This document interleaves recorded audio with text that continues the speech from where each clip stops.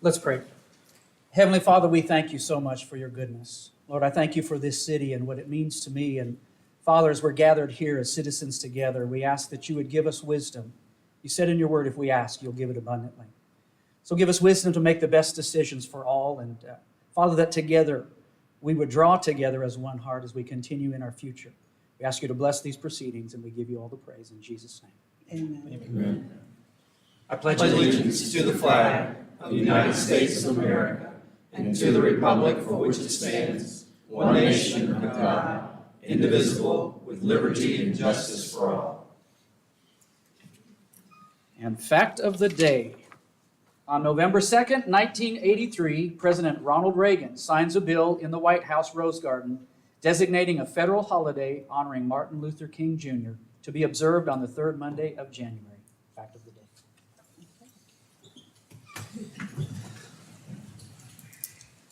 All right, we got a set of minutes. Any changes? If not, look for a motion to approve the minutes. So moved. Got a motion by Commissioner Bankson, Second. second by Commissioner Smith. All those in favor? Aye. All opposed? Motion carries unanimously. I need to apologize. I've gone last week and then didn't get a proclamation on to the agenda, but I do want to read it because it is very, very important to me and I think to a lot of people in this room.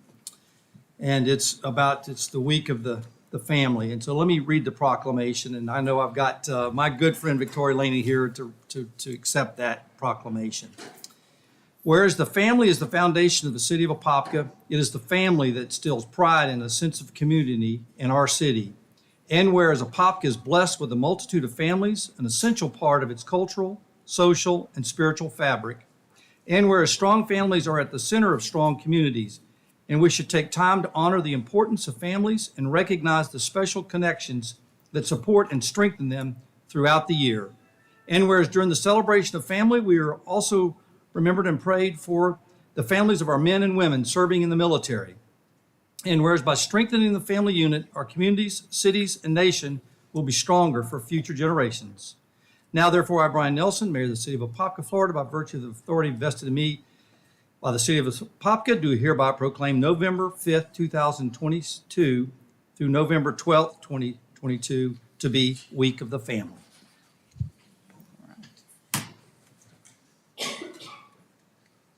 Thank you so much, and I just want to thank the City of Apopka for being a wonderful place for families all year long. Every week is the Week of the Family in Apopka, and especially I think this is the 6th proclamation I've received, and I really appreciate the way he included veterans in the proclamation, since this is the month we give special recognition to veterans, and so I see there's a veterans event on the calendar for the city, and I'll see you there. Great. Thank you, Victoria. Appreciate it.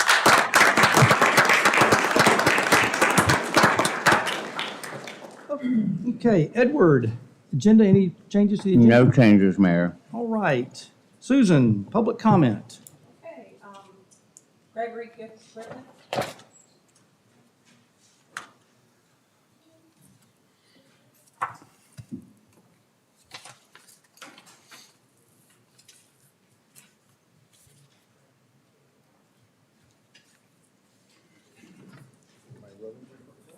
I'm ready for it to play. Let it rip. Okay, I'm assuming most people can do two things at one time. So you can watch the state of Clearwater Lake cresting while I'm breaking it down. My name is Gregory Griffith. I'm in Apopka, live in Apopka, and to Mayor Nelson and to the commissioners, I basically have one question. As you can see from these videos that were recently taken, the trees continue to die or are dead and are starting to fall over from their own weight in the water. I was promised by you, Brian, 2 weeks. I'm gonna have a plan. So my basic question is, what's the plan? Let's hear it. Let's go.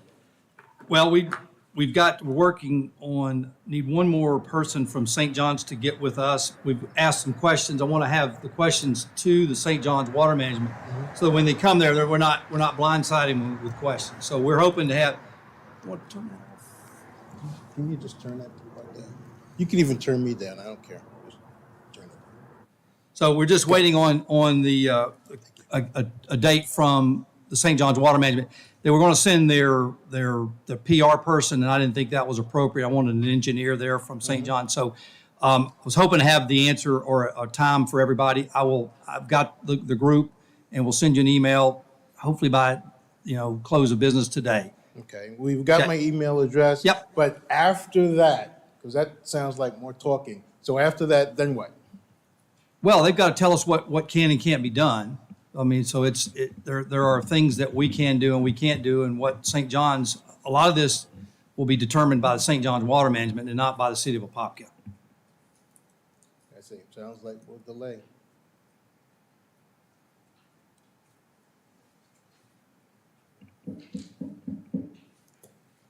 Not that much is getting done, sir.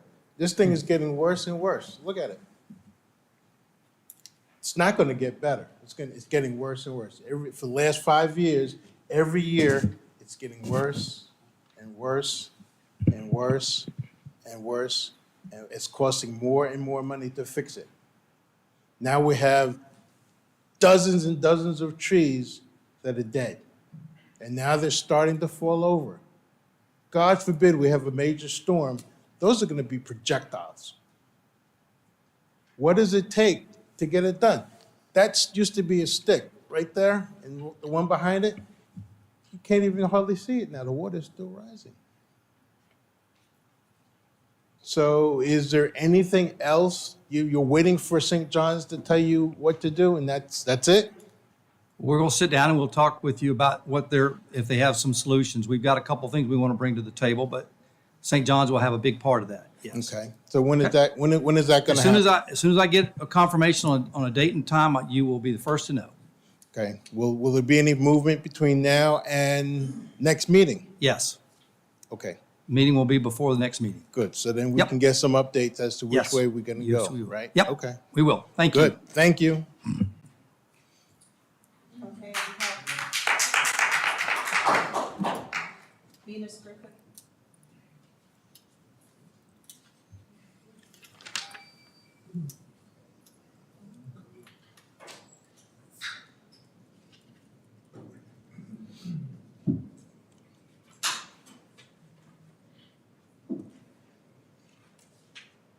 My name is Venus Griffith. I live in Clear Lake Estate subdivision. And every commissioner has been out there, including you, Mayor. And Mr. Smith, you have not called, you have not come out there, you haven't Yes, he even has. been In the last concerned. meeting, he stated he had. That is not true, because I'm home every day, and you could have rang my bell and said, Venus, I'm here. I think that is cancer-causing agents in that water. 25 years from today, you hear people getting sick. It's a smell in my house now from all of that stuff that's out there. And what do you guys do? You sit here, you talk about it. For 2 weeks, you said you promised, Mr. Mayor, that something was going to be done. And only thing you say, St. John's, St. John's. I can call St. John's today and get an answer. We need this fixed. You guys are commissioners. Y'all have power. There is an election coming, and Mr. Smith, I hope they vote you out, because you're an embarrassment to Apopka. Out there, I have more fans than Michael Jackson, because I can walk the streets and they say, Venus, give them hell. And I'm here to tell you that you guys need to do something about that water. Or you want everybody to evacuate their house because they can't stand the smell out there, or the cancer-causing agents that's out there. I can prove that. Or should I go to the state and the federal government? And Mr. Mayor, I hope you enjoyed your trip in Washington. Maybe you ask President Biden for some money or something like that to help out there. I have people in the state I have people in the federal government. Now, if you guys want some hell, I got the heat. And I don't want to bring it because I live here in Apopka. I love Apopka. That's why I'm still here. But I will not have people saying 2 weeks, by next week or a week after that, that stuff is going to be done. Stuff needs to be done. And Mr. Smith, I'm ashamed of you because you sit here and say, yes, yes, okay, but you do nothing about it. Get off your butt and do something right now about that lake, or I will go to the state, I will go to the federal government, and I have civil rights lawyers on this, and I will get it done. Thank you.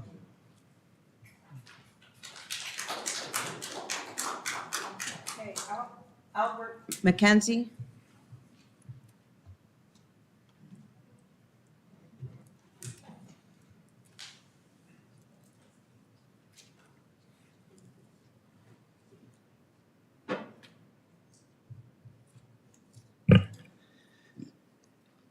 Good afternoon. Concerned citizen, City of Apopka. I am here today to express my concerns and require some answers to some questions in a quiet, peaceful manner without alluding to threats or fear-mongering. In 1839, the author Edward Bulwer Lytton penned the metonymic adage, "The pen is mightier than the sword," for a fiction full of conspiracy and intrigue, which pales into insignificance to that which appears to be surrounding us in Apopka today. The right to bear arms has not been diminished by incursions on our civil liberties. A new generation has found empowerment with Black's Dictionary of Law, a mobile phone to document due process, and the internet to publicly express their dissent. Rumour and conspiracy thrive in an atmosphere where transparency and accountability are repressed. In this prevailing environment, normally quiet citizens with no political aspirations or desire for publicity feel the need to take a stand. I've appeared here before and was happy to give my name and address. However, in light of my perception of how the City of Apopka has dealt with Dennis New, I question how many citizens will now wish to register their constitutionally protected right and freedom to their political ideology. Change and accountability will inevitably have to be addressed in incrementally small steps. However, these small steps will encourage the people to show patience and understanding that progress can be made. Today, I question the City Attorney on the constitutionality of being forced to sign in, present my identity when I wish to remain anonymous. In view of what happened to Dennis New, there are numerous citizens in Apopka now who live in fear of repercussions from stating what they believe. The United States Constitution provides everyone with the right to remain anonymous. I don't feel that I should be hindered or my identity seized when I come in here to visit planning and zoning or to make statements. In concluding,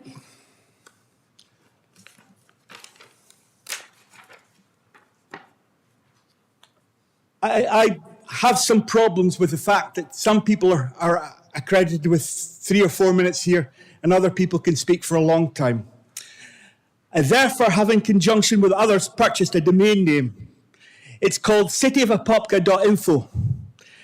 And we intend to give platform for freedom of speech and accountability. We will not be censored, nor will contributors have to identify for fear of reprisals against their concerns and opinion. No one man or body of government should hold a balance of power that intimidates others. A platform that encourages freedom of speech and accountability will be no more than a few keyboard strokes away at election times, again proving the adage, the pen is mightier than the sword.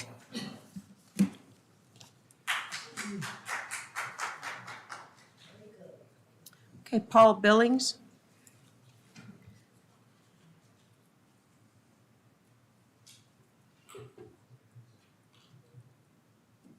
Good afternoon, Mayor, Council, and the beautiful people of Apopka. My name is Paul Billings. I'm a citizen, resident of Apopka, producer of the Heart and Soul Music Festival that occurred on October the 8th. On October the 8th, we had the Isley Brothers come function among other national celebrities, along with over 4,000 people at the Apopka Amphitheater.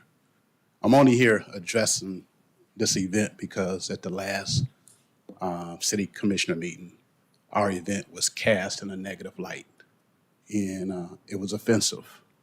Over 4,000 people were there. Majority of them were from out of town, some far away as California, even Senegal. We honored good people from this community. It was a fundraiser to send kids to Africa. We had sent over 20 kids to Africa for free, everything, passport, visa. But we didn't want our event to get caught into the crossroads of politics. The mayor and Commissioner Smith have been very supportive of this event. Commissioner Vasquez, Commissioner Smith was a sponsor. He paid for his tickets. I didn't send him an invite. And this is our second year. We had a big event there last year. The mayor paid for his tickets to come to this event. So I thought you were kind of like out of line to publicly cast doubt on the integrity of our event. We put a lot of effort into this event. It's not easy to bring the #1 old school artist to Apopka. So I would appreciate if we can handle things more tactfully. I own radio stations. I wouldn't dare attack you on radio for something small like that. If I would have known that you was at that event, I would have put you on stage. Same thing that happened with Mayor Nelson last year. He was there. We put him on stage. So to cast doubt on our event, it takes a lot of work, a lot of pride goes into what we did. It was a major event. You were there. I heard you were there. You seen it. It was peaceful. I just ask that you give us the same respect and dignity that you gave other events. And I'm a proud citizen of the city. Yes, I'm a Michigan resident too, but I love Apopka and I'm here by choice. I chose to bring this event to the Apopka Amphitheater because I'm a resident. It's close to my house and I have pride for this city, and I just hope we can get that same mutual respect. Thank you. All right, Dennis New.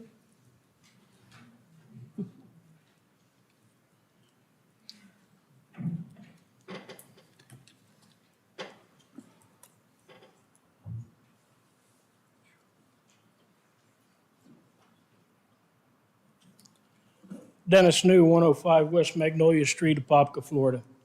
Over the last few months, I've come to these meetings and covered many items from within the city, from downtown residential areas not having sidewalks to water being delivered through still possibly hazardous pipes, as well as a vast number of issues with the fire department and the fact that still no one has been held accountable for firefighter Duran's death.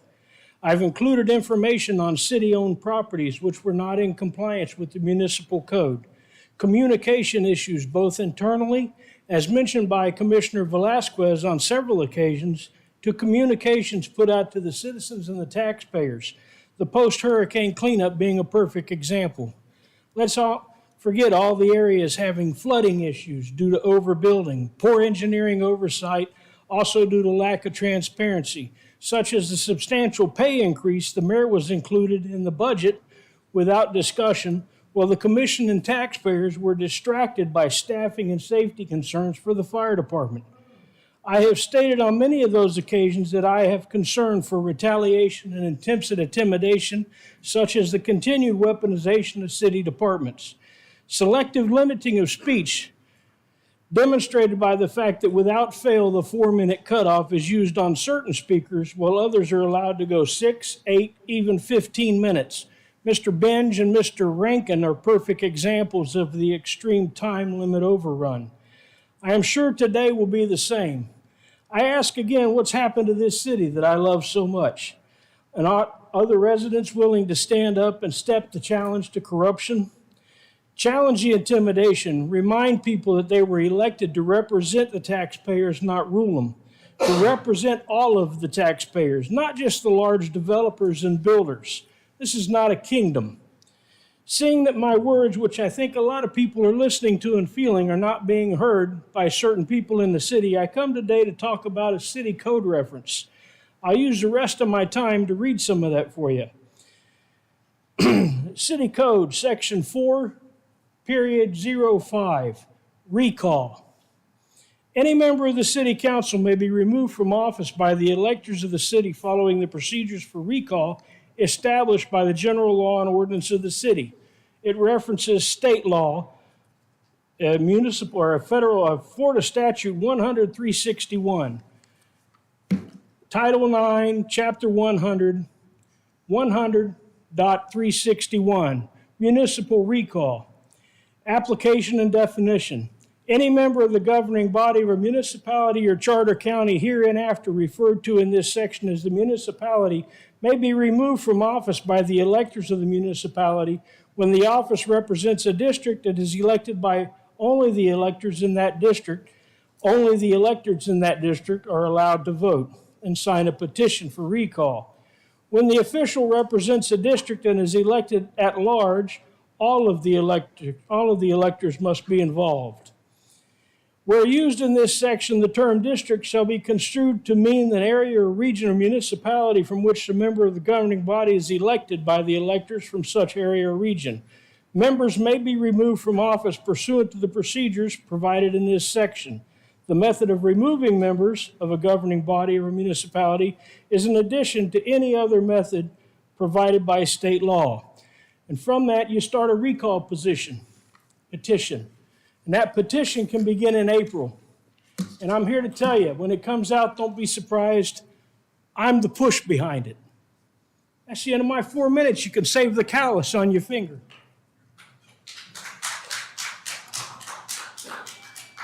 Diane Hobner?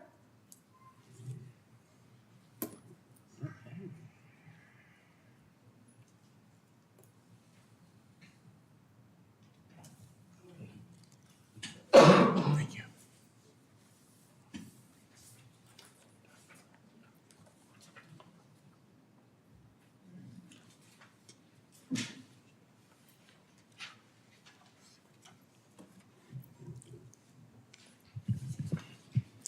Diane Hobner, 140 East First Street. Good afternoon, Mayor. Good afternoon, Commissioners.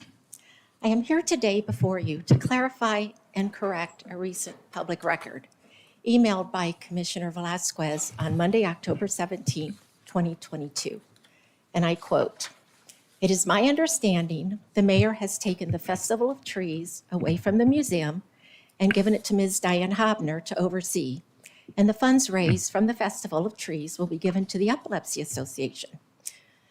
If I may respond to this public record, the mayor has taken nothing away from the museum, and nothing has been given to me.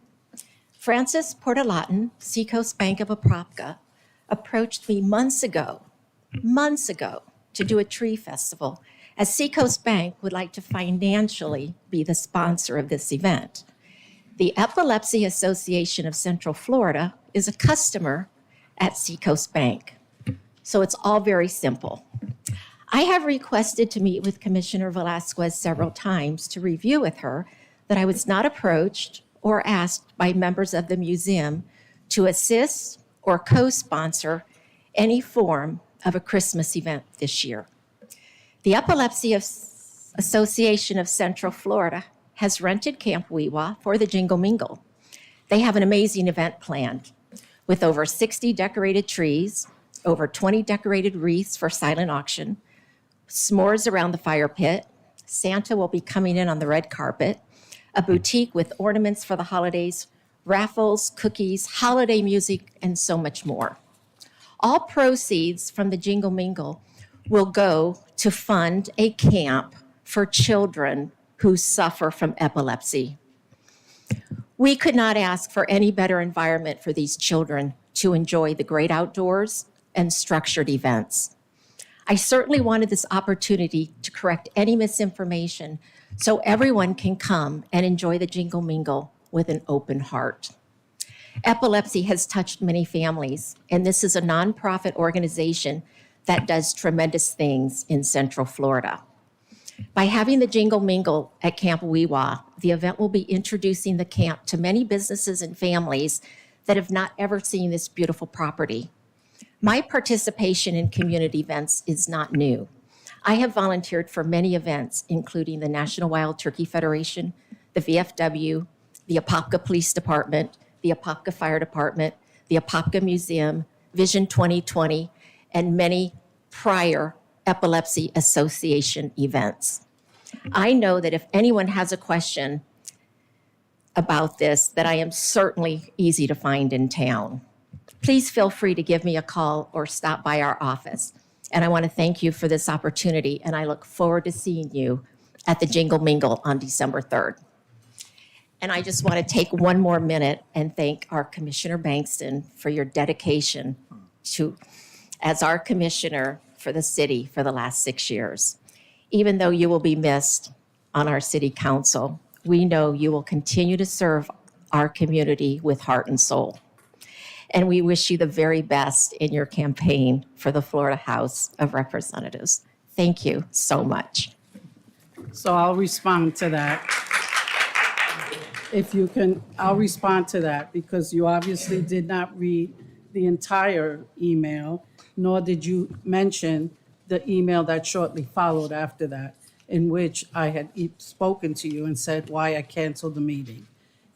So, and for the record, I will submit both emails for public comments so that everyone can see that there was a second email that was sent to you shortly thereafter. And I did thank you for your community service, and I did say that what you do for the city did not go unnoticed. And I told you why I canceled the meeting. So for the record, it's going in for public comment so that everyone can see the second email that you did not mention go into file. And thank you for coming up and promoting the Festival of Trees. There it is, Susan. Thank you. Okay, Michael Duran.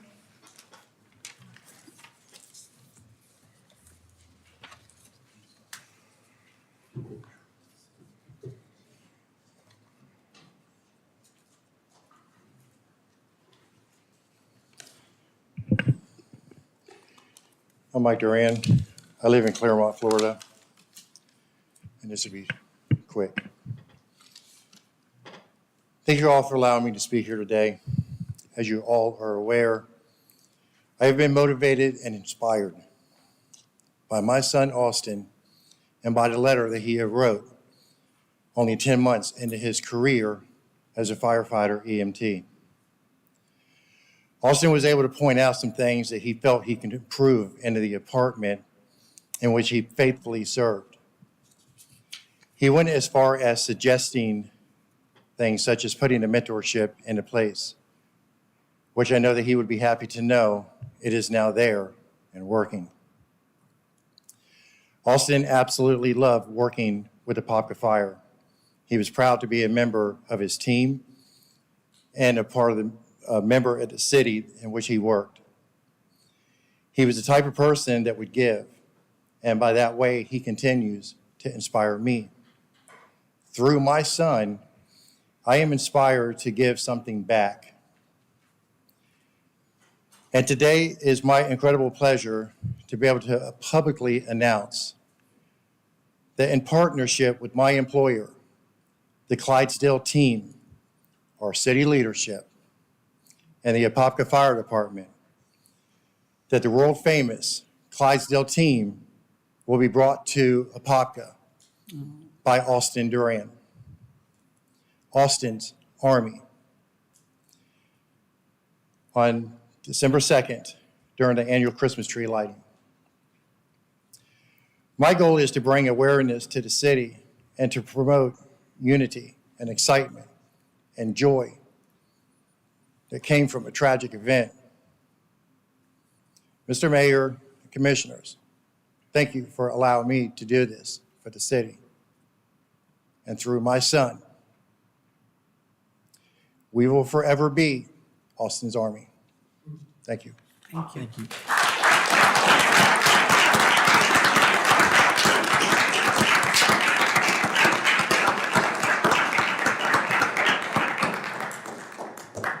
I just want to say thank you, Mr. Michael Duran. Okay, Sylvester Hall. Sylvester.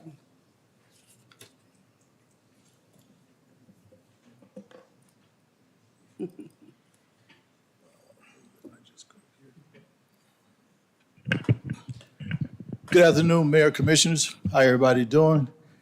My name is Sylvester Hall, 3901 Rolling Hills Lane, Apopka, Florida. I couldn't make the last city council meeting because, like some of my neighbors, I heard I had a severe case of the flu. And I would encourage anybody out, if the flu season is gonna be one of the worst we have seen in the country in a long time. I had a temperature of 106 degrees. I was planning on staying at home that night and weather the storm. If I had done that, I probably wouldn't be standing here today. But what I want to talk about today is the elephant in the room. And it's something that the city, this state, and this country need to hear. It's the state of racism in our cities, in our states, and in our country. It is very well documented, the history of slavery, the history of racism in this country. So I want you guys to understand, I am a father of 4. I am a retired veteran. I am a husband of 37 years. And I am a citizen of the United States.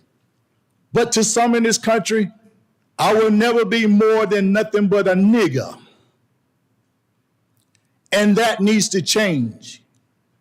It's come a time that we have to stop accepting racism in this country and tolerating racism in this country.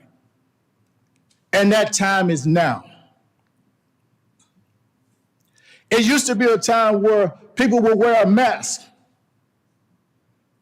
So when they go back home, you wouldn't recognize what part of the community they was in. Well, now we have MAGA.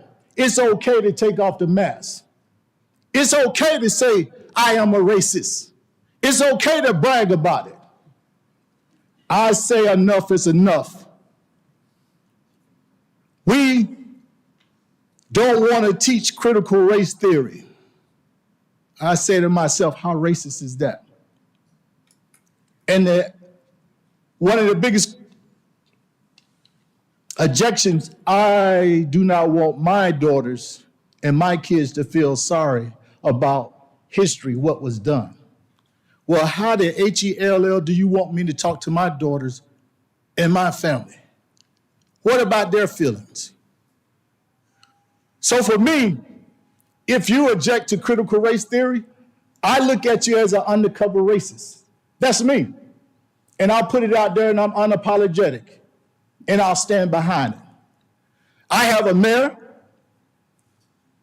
Black history, never once acknowledged Black history. When I called him out about it, and I called the commissioner, I said, hey, look, this guy never wants to know. Turned out that Commissioner Baxter, you never did it either.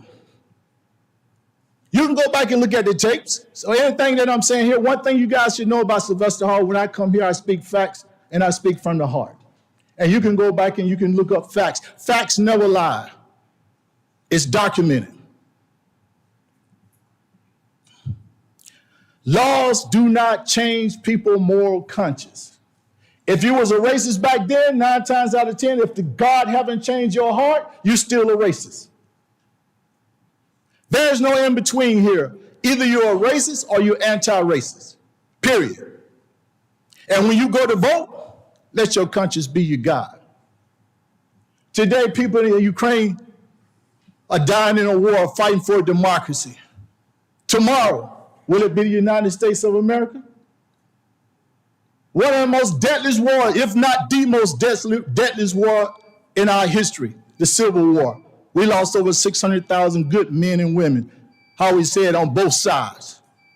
Thank you, Mr. Hall. Love shall conquer. When you look at this picture. Thank you, Mr. Hall. Yes, when you look at this picture, some see a beautiful young lady, some see an old lady. My point is, most of us can see that it's a lady. So how in our beautiful country we can't see wrong, we can't see right. We can't see good, we can't see evil. We can't see fair and what's unfair. Why?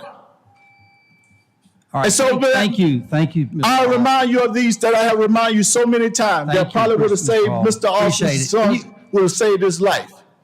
These things matter. Principle matters. Procedures matter. Integrity Thank you, matters. Mr. Hall. We Leadership appreciate matters. you. Responsibility, Thanks for coming, Mr. Hall. I accountability, moral appreciate your laws, and help. ethics, Thank and you. character. Appreciate They that. all Thank you. matter. Okay. Thank you.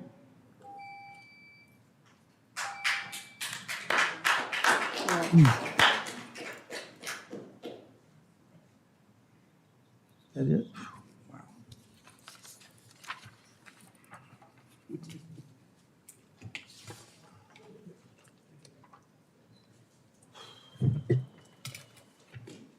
Okay, we have 10 items on consent. Anybody need to pull any of those items? Not, we look for a motion to approve. I had one I just want to talk about real quick. It's number 8 in reference to the floating holiday for next year. And this is just a first that's coming in front of us, and this is the only reason I'm questioning it, is just if we, instead of selecting a day up here, is it possible for us to just have each individual staff member choose what day they would like, so it's their own floating day? Commissioner, we've already done that. What you have before you is the employees have voted, and this is the date they have selected. And so this is the day we're asking for to be approved as the additional holiday that everybody will get. So the employees have already voted, and the majority voted for this day as their floating holiday. So there's no way for it to just be a flex holiday for everybody? No, they have a personal day that they get on top of this, if they can choose at any time, any day they like. Yeah, the floating holiday is not the same as the personal day of holiday. Is not there's a floating holiday and a personal holiday. Right. There's two different things.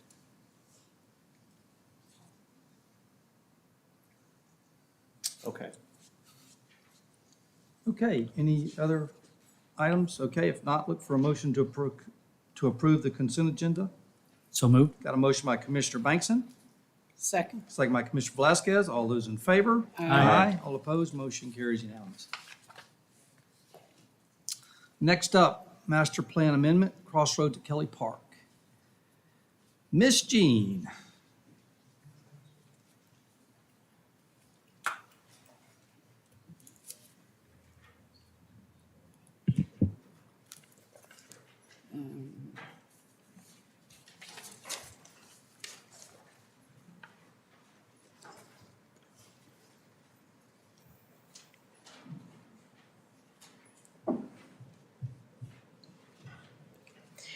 Good afternoon, Jean Sanchez with the Planning and Zoning Division. This is a request to approve the Crossroads at Kelly Park Master Plan. The subject properties are located south of Ondich Road and east of Round Lake Road. It's the aerial of the property. The original Kelly Park property master plan was approved on May 18th, 2022 for the development of a maximum of 670 single-family homes on the north and 300 future multifamily units on the south. A major development plan for 670 single-family units on the northern portion was approved by City Council on August 3rd, 2022. The current application is for the 15.27 acre portion of the development of the multifamily project. This portion is located east of the Spine Road, west of Effie Drive, and north of Kelly Park Road.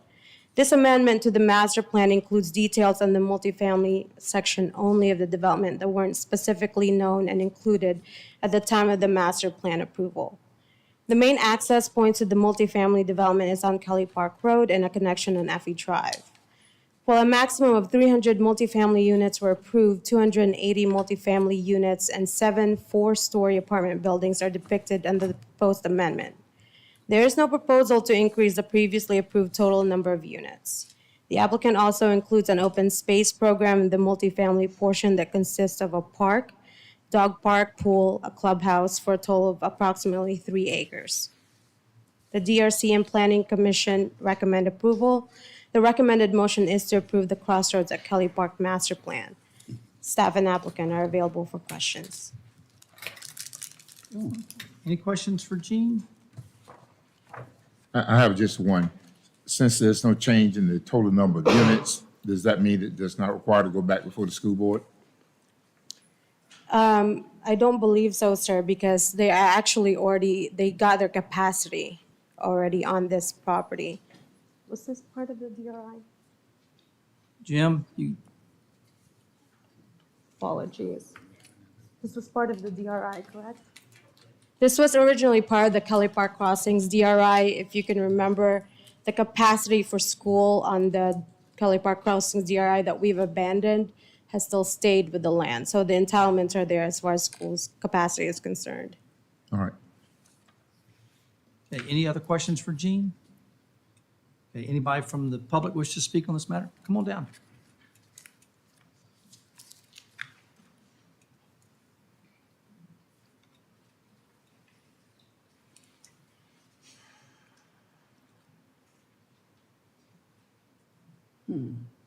Dennis New, 105 West Magnolia Street. In regard to the master plan change, zoning changes, annexations, I've been hearing from a lot of people, and I know some of the commissioners have too. Lack of proper infrastructure runs rampant throughout the city, specifically road improvements, public safety improvements, proper planning for drainage causing flooding in many areas. Clear Lake is one of them. The taxpayers of this city spoke out when they thought there were too many type dollar stores and put a moratorium on building them. They're currently speaking out about car washes. They're also speaking about road use. The larger problem, roadways like Golden Gym Road, Kelly Park, Pond Can, King Street, 437 Orange Avenue, Vic Road, only to name a few. All of these roads are now congested, yet the city still approves hundreds of homes down each of them. Are the schools ready for the growth? I know the roads aren't. I know the infrastructure isn't. It's my belief, like many other communities around us, we need to do a moratorium on building until our infrastructure has caught up to support all this greed. Unbridled growth is destroying this city. Unchecked, for a lack of better term, the greed should be reeled in until the improvements are made.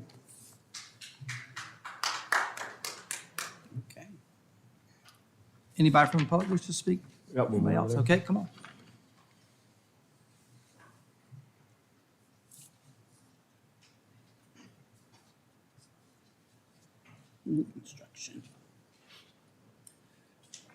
Albert McKibbe, 3603 Golden Gem Road, Apopka. As a resident in Golden Gem Road who's had to suffer on Golden Gem Road for a number of years, I'd like to bring to your attention that Golden Gem Road has been permitted to have numerous new planning developments on it. Yet Golden Gem Road doesn't have proper foundations. It's not fit to travel on. I've complained to the city engineer. I've complained to Orange County. Damage to my vehicle, I suffered about $3,000 worth of damage to a Range Rover because of the roads not being upkept there. I don't know how you can continue to give more planning on Golden Gem Road. There's a new development, I believe now, for 3,000 houses. I did ask if the city were going to endorse that. I also asked Police Chief McKinley if he was going to endorse that, because both the city and Chief McKinley denied my application on the grounds that it wasn't fit for the traffic that it was currently carrying. Thank you. Anybody else wish to speak? Sylvester Hall, 3091 Rolling Hills Lane. I have a dear neighbor who wanted to come in and speak about this occasion, but he can't make it because he's recovering from the flu. The answer that I want, if you're not able to make the meetings and you want something read into the minutes, what is the procedure? Because he was told he couldn't do it. And I know if you go back and watch the tape, you don't saw that we had public comments read into the minutes. So we want to know, I want to know, what is the proper procedures if you want something read into public comment and you can't be here? Anybody else? Public comment? Would you answer that? Because we all did get the email and he did request to read it, but we did not. Policy has been that we do not accept submissions to be read into the record as part of public comments. The resolution that governs the decorum for the council states that for public comments, you have to be present. However, any resident can submit written comments on any subject matter that is on the agenda. Copies will be made, distributed as part of that packet that is to be considered. So in this case, if comments are to be made on this item, somebody can submit those in writing. They then become part of the record, and they are a public record. They're just not read. But that because they're not read or audibly stated does not exclude them from being public records. The written comment is a public record and can be taken into consideration by each commissioner as for the basis of their vote, support, or denial of an item. So members of the public can write in their comments, write in their feelings. Those are copied and given to every commissioner.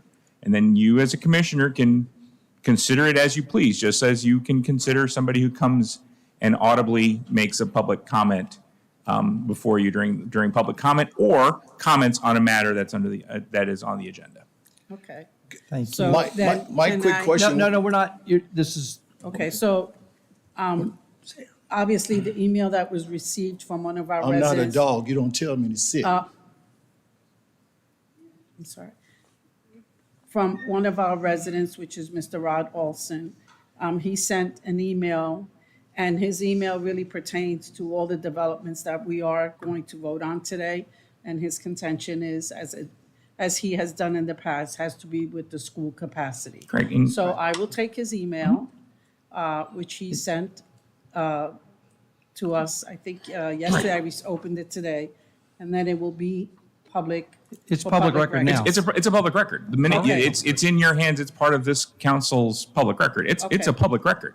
It doesn't have to be read into the record to be a public record. That document is a public record, subject to inspection by any member of the public. So how would I submit this? It's for already a today? It's already a public record. Oh, you do The have clerk a has it, copy? and it's already a record. Commissioner Velasquez, additionally, you have the right to read it whenever you'd like as well. You absolutely have the right to read it if you'd like to. It's up to you, or any of us. So can I read this? I'm not telling. It's your right as a I'm commissioner. You I'm absolutely not have telling you that. you can or Yeah, cannot. just- I'm just stating that it's already a public record. It's already public record. Yeah, but it's public record, but then the audience that tunes in doesn't know it, and the audience that's sitting here doesn't know what Mr. Rod Olson wanted to say. So I'd like to read it because he is a resident that has continuously shared his concern for the school overcrowding. So I will read it as quickly as I can. Hope all is well with you and yours. Although I will not be able to attend the November 2nd City of Apopka Council meeting, I must weigh in. We are dealing with the shortage in police, fire, and other critical personnel, flooding, roadways topped with infrastructure not able to adequately meet our current needs. Continued school overcrowding has resulted in a disciplinary and academic achievement challenges for the children, not to mention the remnants of Hurricane Ian. In spite of this, we continue to rubber stamp new developments at breakneck speeds in Apopka. We are kicking the can down the road specific to space at our schools. Ordinance 29, is that the one? Okay. Ordinance 2975 for 816 living units is flat out scary. The school designations do not appear to make sense. Yet, just another rubber stamp rewarding out-of-town developers and letting the citizens of Apopka deal with the fallout. Inadequate roadways, inadequate staffing, inadequate infrastructure, and overcrowded schools. If it looks like a duck and quacks like a duck, it's a duck. What happened to getting together with OCPS and Orange County government in a united front in addressing our concerns with our school overcrowding in Apopka? As the fastest growing county in the state of Florida, why should our children continue to suffer through years of overcrowding before Tallahassee will free the funds to build new schools. This is wrong. We need to make the case that we are different based upon our growth and hence need to be treated differently. We must set a date to meet the aforementioned before the next council meeting. Our children are our future. We are better than this. As the fourth largest school district in the state, why do we enjoy nearly 20% of our students in portables when the top 3 school districts by rank are 2.5%, 14%, and 2.5% in portables? We deserve better than this. We must demand better than this. I am concerned with the breakneck speed that we continue to rubber stamp new developments when we do not have the infrastructure, personnel, and schools to support that we currently have on our plates. The last paragraph, and thank you for your patience. We need to put the brakes on any development in Apopka until our community can get our legs under us and grow and develop as a community in a straightforward, measured, and metered manner. Makes one wonder what happened to crawling before walking and walking before running. What can I do to help? Stay safe and Godspeed. Mr. Rod Olson.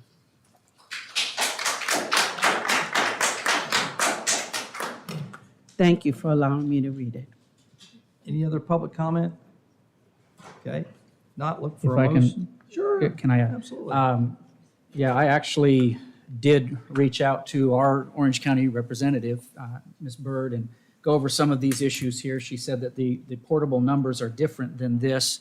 I had asked that she would come and bring a presentation to the city of Apopka so that we can understand what we can do, because there is a frustration. Everybody feels it. There's a frustration when you have citizens that say, I have a right to sell my property for it to be developed. So we have a legal thing that we can't deny certain things. So where is our ability to say, wait a minute, we're being overwhelmed? You know, and so that's what we're really trying to figure out. And so she did say that, you know, she's willing to do that and, you know, would work with us to try and bring a clear picture. I always appreciate Rod because he's passionate, but he's always, you know, just brings it with a real sincerity, respect, but says, hey, we need to do something. And so again, she's willing to work with us. I think she's been a good advocate for us.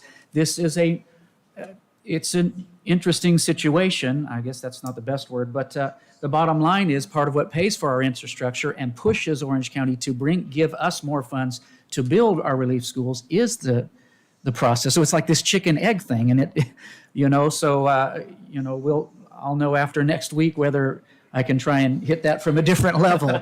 But I really, you know, I'm passionate to try and address this, find the right way, the legal way that's really going to bring an alleviating to our need and yet still help us to fund the mechanism for the very things we're desiring, such as the Publix wanted to see 4,000 housetops before they would develop in Kelly Park, which is the beginning of bringing in our restaurants, these different things. Of course, we need more business.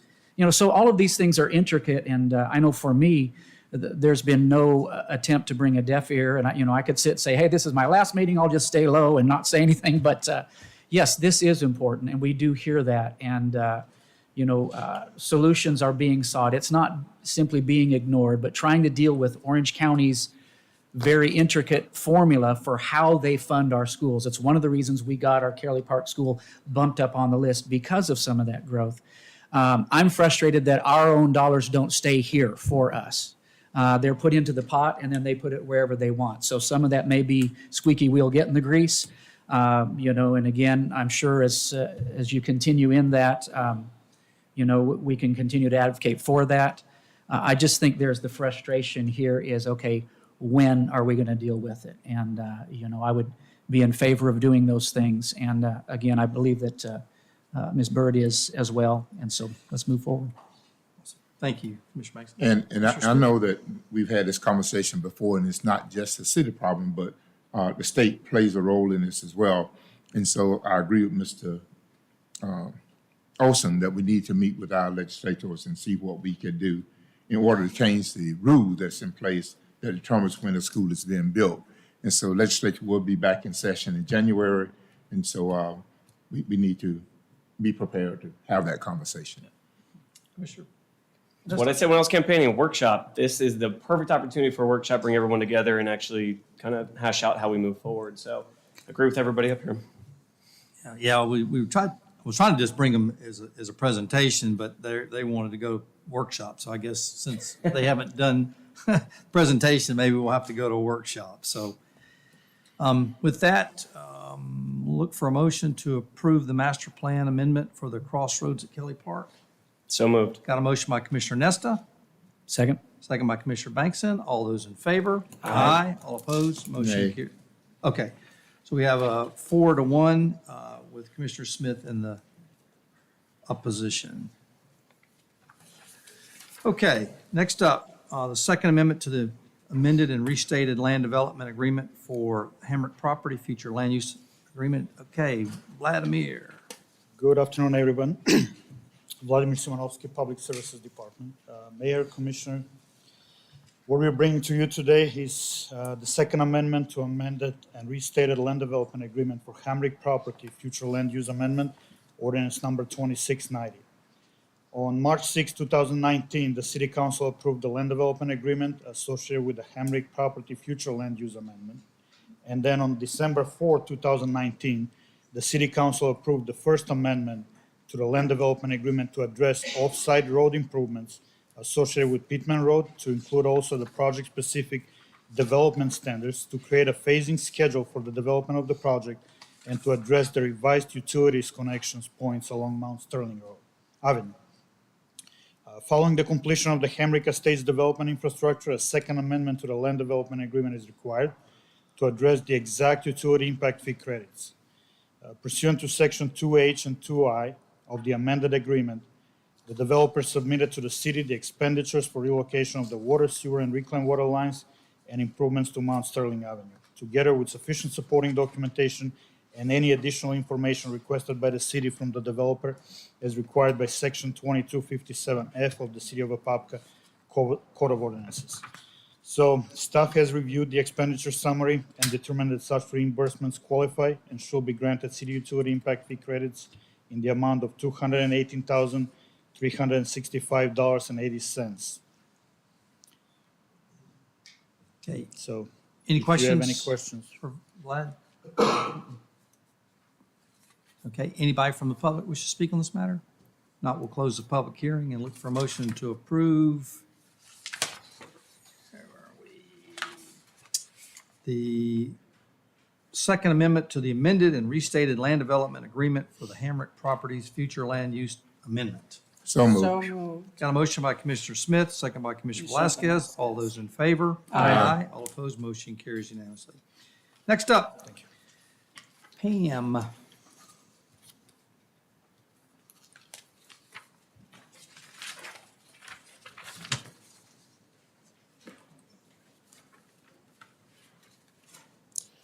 I'm here to ask you to approve an agreement between the City of Apopka, CFX, and Blue Scope Properties Group that has to do with the property swap. I have this slide so that you can see the area that we're talking about.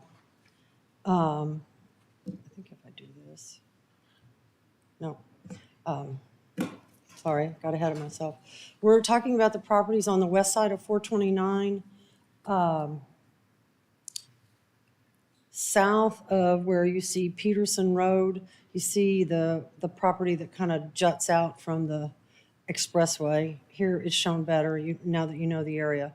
What we're trying to accomplish here is the developer, Blue Scope Properties, is trying to add on to the existing large industrial development to the north known as Mid-Florida Logistics. They've been so successful there, they're going to expand. So unfortunately, the property that's shown as existing CFX property is kind of in the middle of their property, and it limits their ability to lay out their site.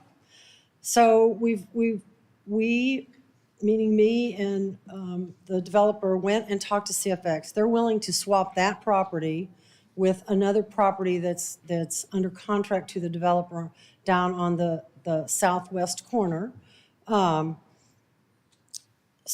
Make that swap. They'll build a new pond for CFX. They'll have their own pond separate. This shows it a little better. And what we get for being the sort of intermediary in this is the wetland that's shown on the southeast. And what we will end up with, all the industrial development will be to the top, and our lovely wildlife park, which is to the south, will now have this wonderful buffer. It will be ponds and wetlands, and you won't even know that there's development to the north, and it will definitely enhance the experience of all our guests. So I think this is a win for us, no cost to the city. And it just shows that what a good partnership that we've developed. The mayor and I have spent a lot of time developing a relationship with CFX.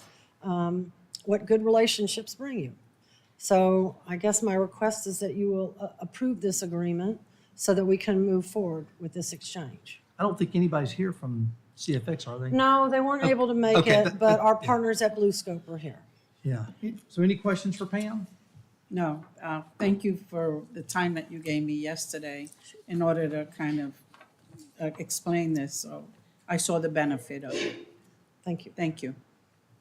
Anybody else? Okay, anybody from the public wish to speak on this matter?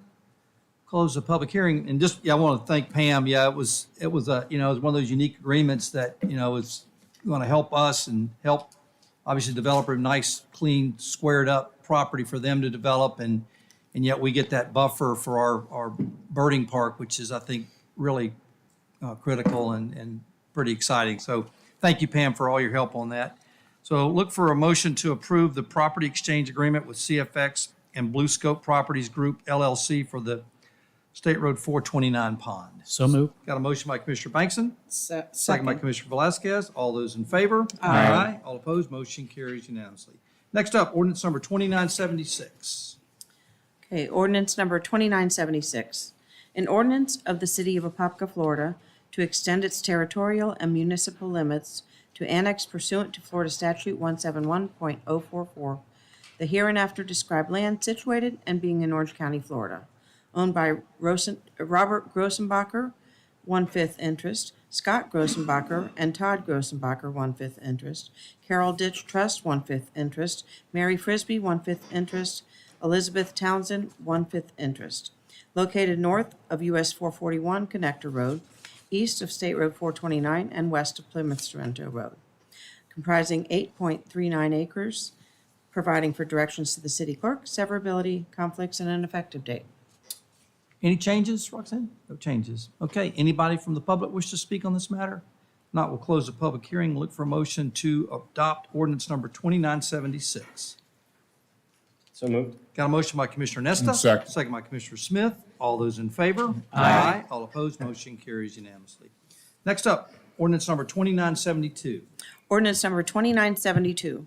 An ordinance of the City of Apopka, Florida, amending the future land use element of the Apopka Comprehensive Plan of the City of Apopka, changing the future land use designation from commercial to mixed use for certain real property generally located east of Alabama Avenue, west of McGee Avenue, and south of US 441, owned by Ace Property LLC, comprising 1.28 acres more or less, providing for severability and for an effective date. Jean Sanchez with the Planning and Zoning Division.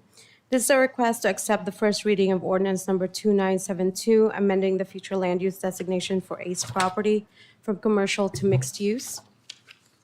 Subject property is located at 447 Alabama Avenue, southeast corner of US 441 and Alabama Avenue, and it's approximately 1.28 acres. As shown in the future land use map, properties to the east and south have existing future land use designation of mixed use. The property currently is within the MUD, Mixed Use Downtown Zoning District. The DRC recommends approval at its meeting on October 11, 2022. Planning Commission recommended approval to amend the future land use map. The recommended motion is to accept the first reading of ordinance number 2972 and hold it over for second reading and adoption on November 16, 2022. Staff and applicant are available for questions. Any questions for Jean? What's this supposed to be? The intent right now is to build a residential and commercial kind of a live-work development. So retail on the bottom. Correct, yep. Cool. Yeah. Any other questions? Okay. Anybody from the public wish to speak on this matter? Not, we'll close the public hearing. Look for a motion to approve ordinance number 2972 at first reading and hold over for a second reading and adoption. So moved. Got a motion by Commissioner Bankson, Second. second by Commissioner Nesta. All those in favor? Aye. All opposed? Motion carries unanimously. Next up, ordinance number 2973. Ordinance number 2973. An ordinance of the City of Apopka, Florida, amending the future land use element of the Apopka Comprehensive Plan of the City of Apopka, changing the future land use designation from agricultural to industrial for certain real property generally located east of Clarcona Road, west of State Road 414, and north of Stone Road, owned by 3207 Clarcona Road LLC, comprising 10.08 acres, more or less, providing for severability, conflicts, and an effective date. Jean Sanchez with the Planning and Zoning Division. This is a request to accept the first reading of ordinance number 2973, amending the future land use designation for 3207 Clarcona Road from agricultural to industrial. Subject properties are located east of Clarcona, west of State Road 414, and north of Stone Road, totaling approximately 10 acres. The future land use map shows adjacent properties to the south of future land use designations of industrial. The applicant has also submitted a rezoning application, which is the next item on the agenda. The DRC recommends approval, and at its meeting October 11, 2022, Planning Commission recommended approval to amend the future land use map from agricultural to industrial. The recommended motion is to accept the first reading of ordinance 2973 and hold it over for second reading and adoption on November 16, 2022. Staff and applicant are available for questions. Any questions for Jean? Anybody from the public wish to speak on this matter? Not, we'll close the public hearing and look for a motion to approve ordinance number 2973 at first reading and hold over for a second reading and adoption. So moved. Got a motion by Commissioner Smith, Second. second by Commissioner Velasquez. All those in favor? Aye. All opposed? Motion carries unanimously. Okay, next up, let's see. Ordinance number 29, was it 74. 74, yes.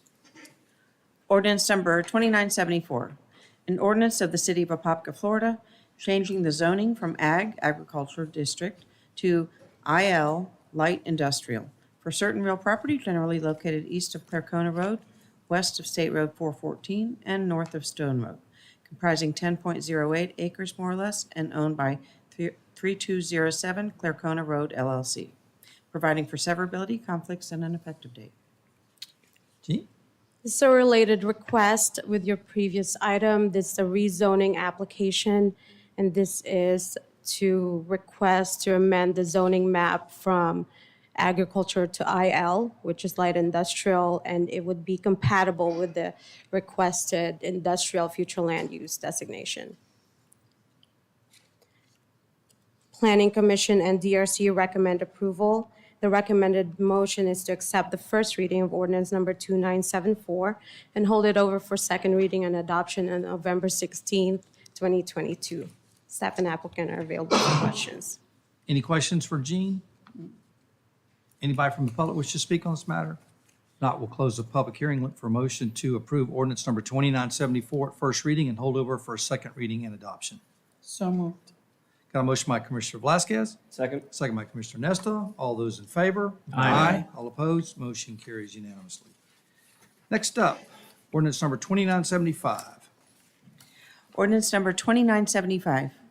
An ordinance of the City of Apopka, Florida, amending ordinance number 2671, which was known as Avion Point Plan Development PD, for certain real property generally located south of Peterson Road, north of Lust Road, and east of State Road 429, comprising 127.21 acres more or less, and owned by Apopka Clear Lake Investments, LLC, providing for directions to the Community Development Director, severability, conflicts, and an effective date. For the record, Jean Sanchez with the Planning and Zoning Division. This is a request to accept the first reading of ordinance number 2975, the Avion Point PD and Master Plan. Subject properties are located south of Peterson Road, north of Lush Road, and east of State Road 429.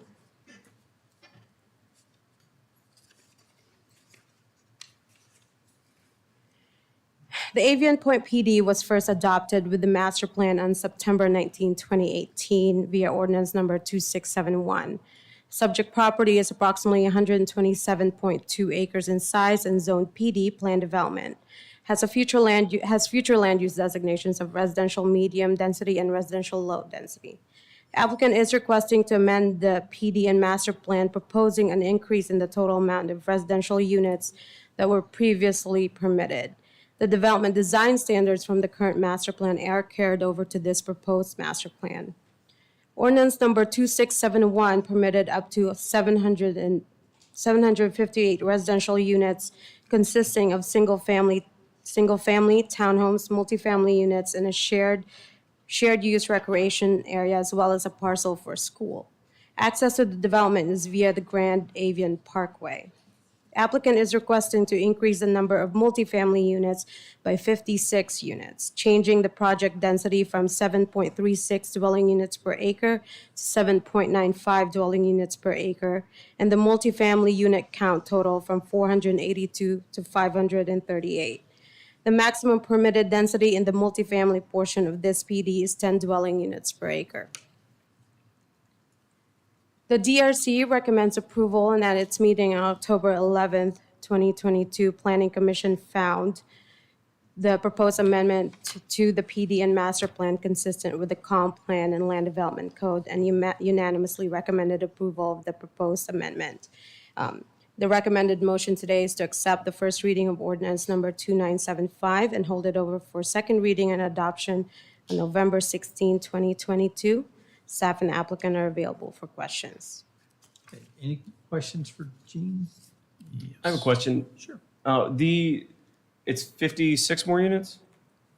53, 50? 56. Thank you. That's basically an additional building, correct? One more multifamily building, or I guess, how are they adding those? Going up.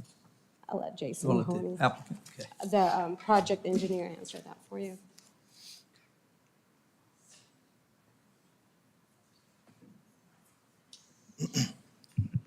Good afternoon, Jason Mahoney, NV5, 6200 Lee Vista Boulevard, Suite 400, Orlando, Florida.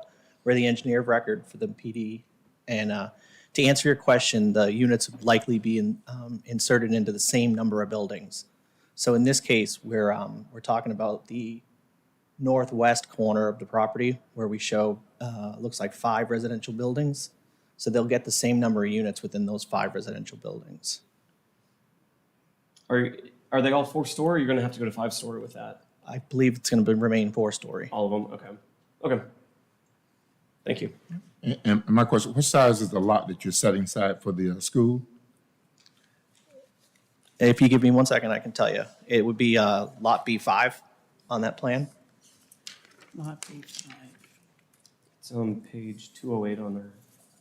208? Yeah. Wait, let me get there. 14.988 acres. And what's the minimum? Is a middle school, it's 15 acres? What's the, Gene, what the minimum size for elementary, middle, and high school? I know they reduced, when I was on the county commission, I know they reduced the footprint. What's that? I believe it's around between 10 and 15, if I remember right. They did a recalculation for what they actually needed. I believe it's But I mean, there's different sizes between elementary, middle, and high school. I don't know what it is. You don't know? Okay. Because for some reason, 15 acres sticks in my head. I don't know why.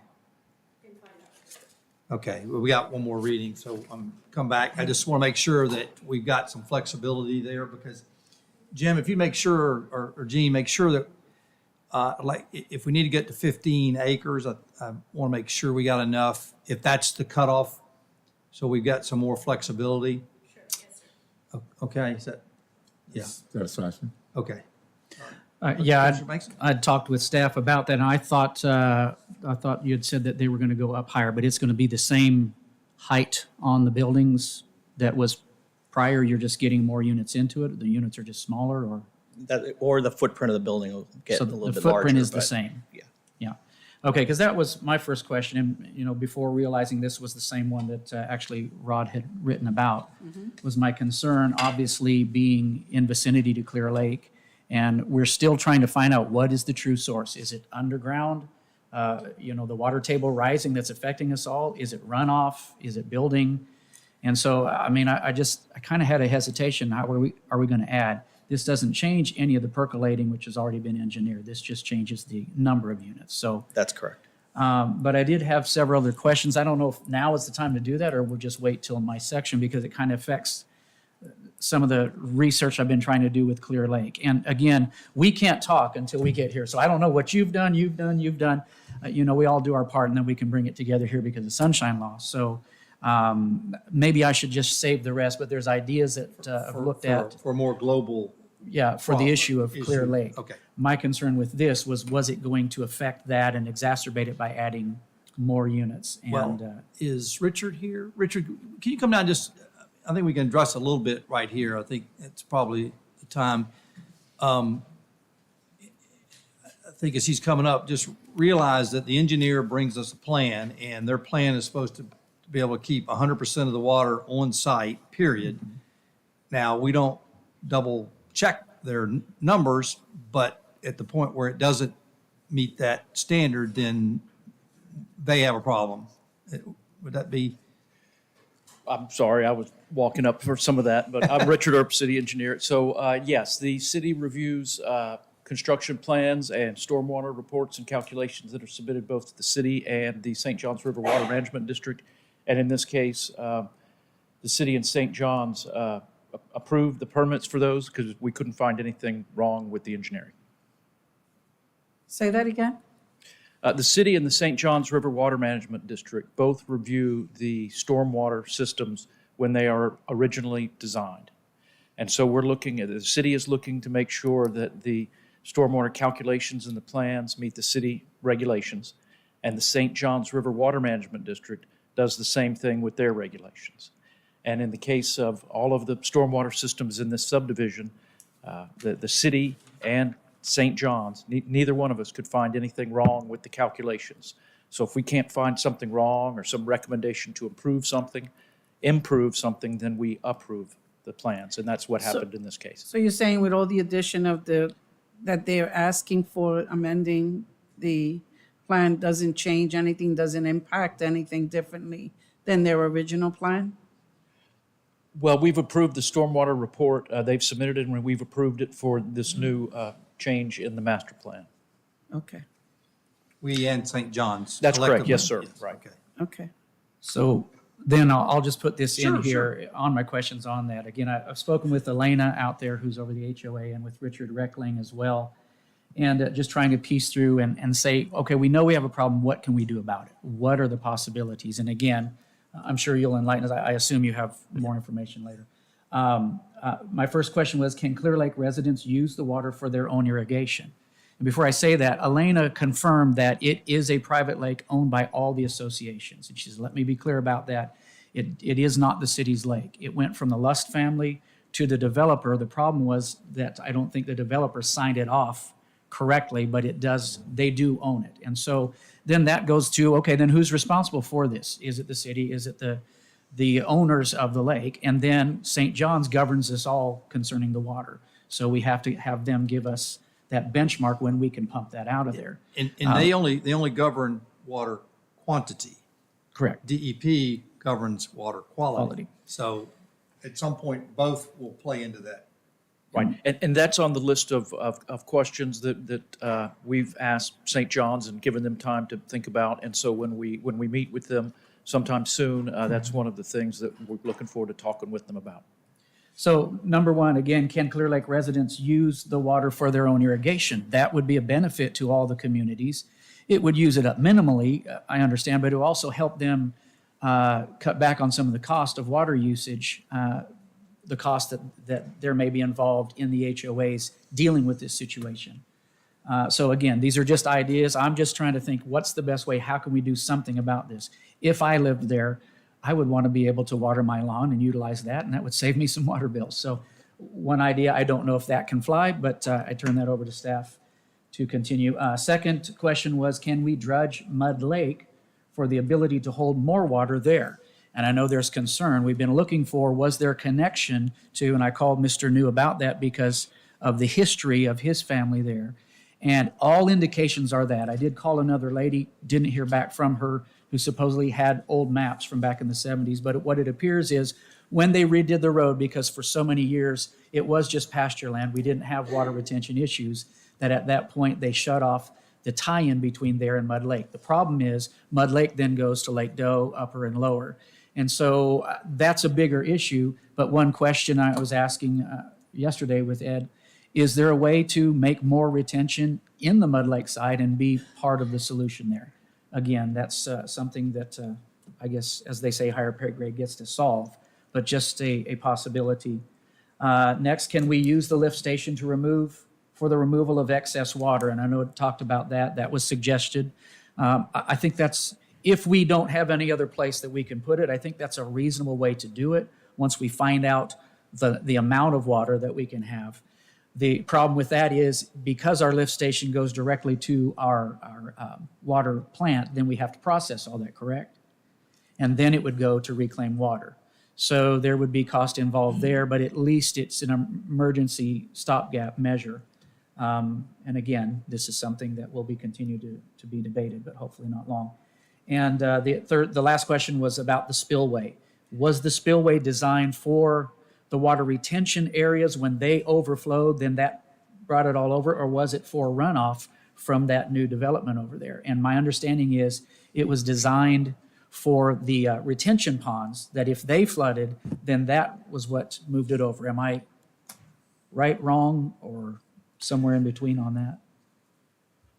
Well, there's one spillway that you can see. It's between the Grand Avion Parkway and Clear Lake. It's kind of a linear stormwater pond. And I was referring the other development that is real close to. Yeah, this is it. This is it. Yeah. Okay. Yep. That spillway is a high level overflow. So if we exceeded a 100-year storm, then the lake would be expected to go over that weir and into the lake. And so that overflow is for runoff, not just water retention ponds. Right, it's a high-level It's just overflow. So that if that pond in Avion Point were to overtop, it wouldn't just overtop a dirt embankment, because that would cause the whole embankment to erode and form a big gully. So what engineers do is we create if it's going to overflow, it overflows in a very specific place, and that's what that concrete weir is. And so is that still intact, or did we get erosion, and will that operate in the future correctly? It appears to still be intact, and I haven't seen any erosion. I've been to it several times. I went either Monday or yesterday, yeah. Okay, and I apologize, one more thing. The wall that is near the entrance for Clear Lake Estates was not designed, in my understanding, to be a retention wall for water being held there. Is there concern about that wall being eroded and eventually being a major issue? Well, the design of that subdivision was before my time with the city here. I did investigate specifically all of the ponds in the subdivisions earlier this week. And the ponds at Clear Lake Estates, the one on the north side of the road is dry like it's supposed to be. And of course, the one on the south side of the road that's in the area of the playground is wet and it's supposed to be dry. Okay, so then to sum up, I mean, I would be in favor, again, if I lived there, but if there was a way for them to be allowed to utilize water for their own irrigation, I think that's one. Obviously, it's not near enough to deal with the whole problem. So again, that's something that will have to be found out. And then, of course, any of the other options, whatever we can do. So I'm clear. It is a private lake, so the responsibility for the lake belongs to those that are there, but our responsibility is where to put the excess water. Is that correct? Well, the lake is on private property. When we meet with St. Johns River Water Management District, a lot of lakes are sovereign submerged lands. If they were identified in the 1850s when Florida became a state, then they're really state land, even if someone platted their land, their property over the state lands, there could still be state lands. So I'll bring that up with St. John's when we meet with them and ask them that question. Yeah, and Mud Lake, I mean, rather than mud, it'd be nice if it was a lake. So I don't know if we can dredge there and that can help with this problem, but I don't know if that's going to be the long-term solution. So I might bring that up too. Yes, sir. And I've taken notes on all the things you've mentioned, and I'll make sure we cover them specifically when we meet with St. John's. Okay. Okay. Commissioner Vasquez, you got any other Oh, questions? no. Commissioner Bankston did it all. But thank you. Figure they're I mean, gonna you get their covered money's a worth lot. in my last meeting. No, the only thing, Richard, when you do meet with St. John's, would you just kind of give us each an update on that meeting? Yes, ma'am, I will. Thank you. Okay. Anybody from the public wish to speak on this matter? Come on down. Thank you. You asked good questions.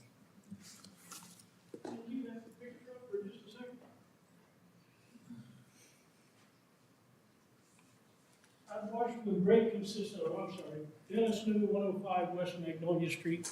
I've watched with great consistency, these developers come in and they get their approvals and they start their work, and then they come back and get a change and increase the density, which increases the population, which increases the load on all of the infrastructure. With this one in specifically, is there a pointer for this thing?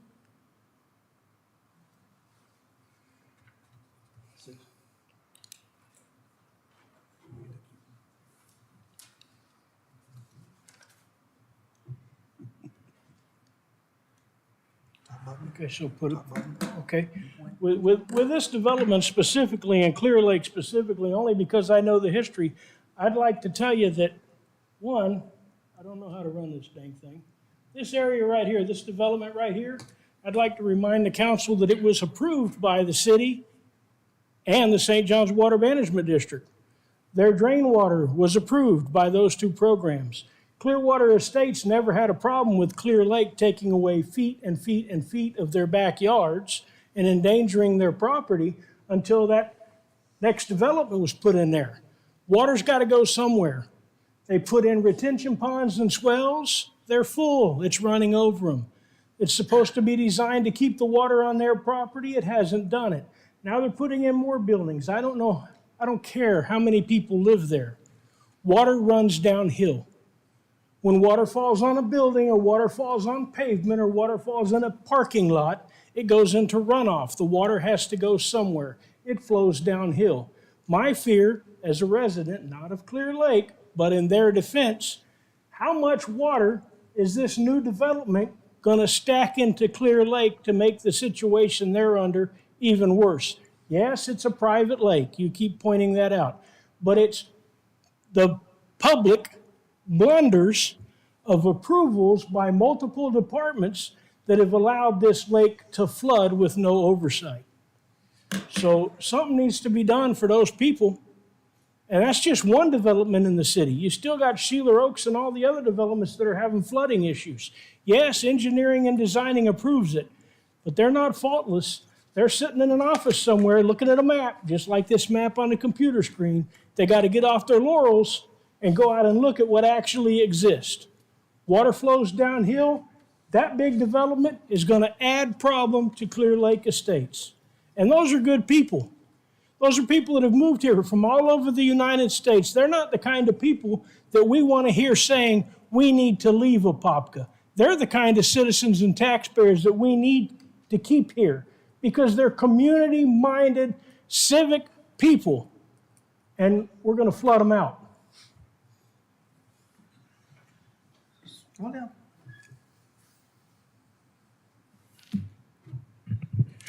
Sylvester Hall, 3091 Rolling Hills Lane, Apopka, Florida. My thing, when you're looking at, I'm sitting here taking everything in, when you go back to Clear Lake, we're focusing on a lot of things. In troubleshooting, in my profession, there's a cause and there's an effect.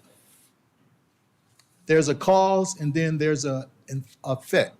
A lot of people focus on the effects. How do I fix the effects? How do I fix the effects? Maybe we can use irrigation, maybe we can do this. If you go back to the cause, find out what was the cause, then you'll get rid of the problem and you won't have future problems. But if we try to treat the effects, we're gonna run into problems. So when you go back to Clear Lake and you look at Clear Lake, has it always flooded out like that? Mr. New has said, no, it haven't. It hasn't. So at some point, it started flooding out. If you go back and you just find what was the cause, then we can fix the problem and we can move forward smartly. It's very simple. Thank you.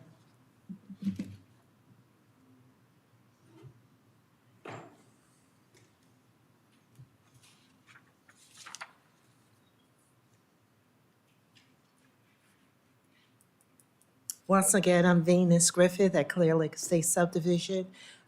Excuse me, Mr. Mayor. Mr. Mayor? Yes, Hello, Mr. Mayor? I'm listening. Oh, okay, because I like eye contact because I feel that people ignoring me. But anyway, as far as my subdivision is concerned, I've been there for 15 years, and it has never flooded until Clear Lake Landing. You broke ground over there. And I've been working with this for 5 years. Diane could, I talked to her many a times about our flooding, and it was inching more and more and more each year. I think 5 years is long enough to have this problem. And Mr. Richard said, your engineer said that he could do an emergency signage to get the water out of or drain some of the lake. So can we have an emergency signage from St. John's to get some of this water out of there? Because it is an emergency. Today, we're going to have thunderstorms. We have a system out there, according to Tom Terry on Eyewitness News. And I don't want to leave my house because of flooding or because of error. There needs to be more infrastructure out there before we have any type of building around Clear Lake Estates and Clear Lake Landing. So I do not vote for that to happen because there is going to be more flooding and more damage to people's homes. Like I said, it smells in my home because of the cancer-causing agents out there that is in the water. If you don't believe me, test it. Anybody else from the public wish to speak on this matter? Okay, bring it back, and any final thoughts? Just again, for me, as I've looked at this and looked into it, I'm still looking for the root cause. And that's the thing that, again, before the other letter, any of that, I had hesitancy on this because this is what has been told me by those who are supposed to know. This is all we can go by, that it is a compound issue. I want to know, is it the building creating this? If that's the case, then we need to stop that until we have that figured out. But what I've also been told is it's the level of groundwater that raises and falls over time. So you have a 100-year floodplain. At some time in that 100 years, you may have flooding that didn't used to be there and could have not been there for a long time. So until that's resolved, is it the groundwater that's raising so that there's no percolation because basically it's full underground? Or is it because of our building? And so that's my hesitation for this. If we know that, then we're not going to just simply add to the problem. If we don't know that, then we're just kind of moving ahead blindly. So I just honestly have hesitation on this right now until we resolve that issue. When that's resolved, and you did mention, Richard, about that the engineering was tested over. And if I can just ask one more question from Richard. So as was pointed out here with one of the citizens speaking, is this spilling over along this area? Is the retention, I can pull up the page here.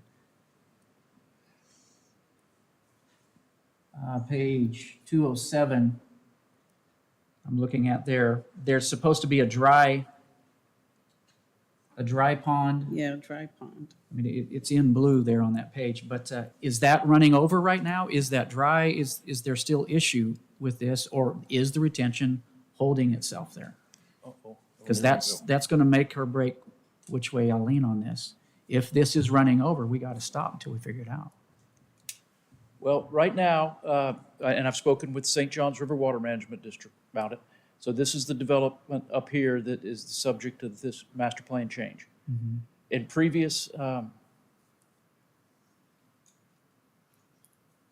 previously approved and constructed was a dry retention pond along here, along Avion Point Boulevard between Grand Avion Parkway, and Clear Lake. And that pond does not appear to be operating as designed. I've gotten in touch with St. John's River Water Management District and let them know that. And that is also one of the things that we're going to talk about when we meet with St. John's. Okay. Then, and for me, one other thing that's been told to me, I haven't had my eyes on this. I wanted to yesterday, just couldn't get to it. But that Lake Henniger, however you say that, just to the north, is receding, but that Doe is not. And if that's the case, I got to say, let's pause this thing until we figure this out, because, and I'm not just trying to get applause or anything. I mean, that's just my honest assessment before that. If I live there, I want to make sure that was resolved. So I would have that hesitation until St. John's can tell us, okay, this is going to work. And I know from engineering, you're saying it's engineered correctly, but if we still have those failing a little bit, that's just where I'm at. How about we do this, and we're going to have, in the next 2 weeks, we're going to have the meeting with St. John's and kind of go over a lot of the things you're talking about. So I maybe look for a motion to continue this until the next council meeting, and that would give us a chance to take a look at all the options, Yeah, I think we owe it to those who already live there. Okay. I'll make that motion. Okay, we got a motion by Commissioner Bankson Yeah. to I second the motion. continue which item? 2975. 2975 to the next council meeting, which will be November 16th. Got a motion by Commissioner Bankson, a second by Commissioner Smith. All those in favor? Aye. All opposed? Motion carries unanimously. Okay. And let me ask one other question. Yes, When they come back, can they also tell us how do you determine whether the pond is going to be wet or dry? Because I noticed there are 10 ponds in this particular development, but only 2 of them are wet, and all the other 8 are dry. So if you can also explain. That's part of the questions we were asking St. John's. Yep. Actually, members of the commission, probably for clarification, for easier, probably it's best to reconsider the motion to table this matter to the next meeting, because we've already opened it. We've already conducted the first reading. Okay. Let's table it, and then we will untable the matter at the next meeting. Therefore, we also don't have any issues All right. with advertising. I'll motion that stipulation. So I need the motion maker to withdraw his motion, the second to withdraw his motion, and then Withdraw the first motion and. So we got a motion to withdraw the last motion. And a second. All those in favor? Aye. All opposed? Motion carries unanimously. Next up, motion. Motion to table. Table. Item Second. number 2975 to the next meeting. Got a motion by Commissioner Bankson, second by Commissioner Smith. All those in favor? Aye. All opposed? Motion carries. Thank you. Thanks, Michael. Okay, next up, ordinance number 2979. I'm gonna run the restroom real quick. Sure. Ordinance number 2979. Can we wait? Because he went to the men. Oh. Thanks. We'll just wait just a minute. Today I don't have to run. Do you want a Skittles? My mouth is so dry. This is sugar. Oh.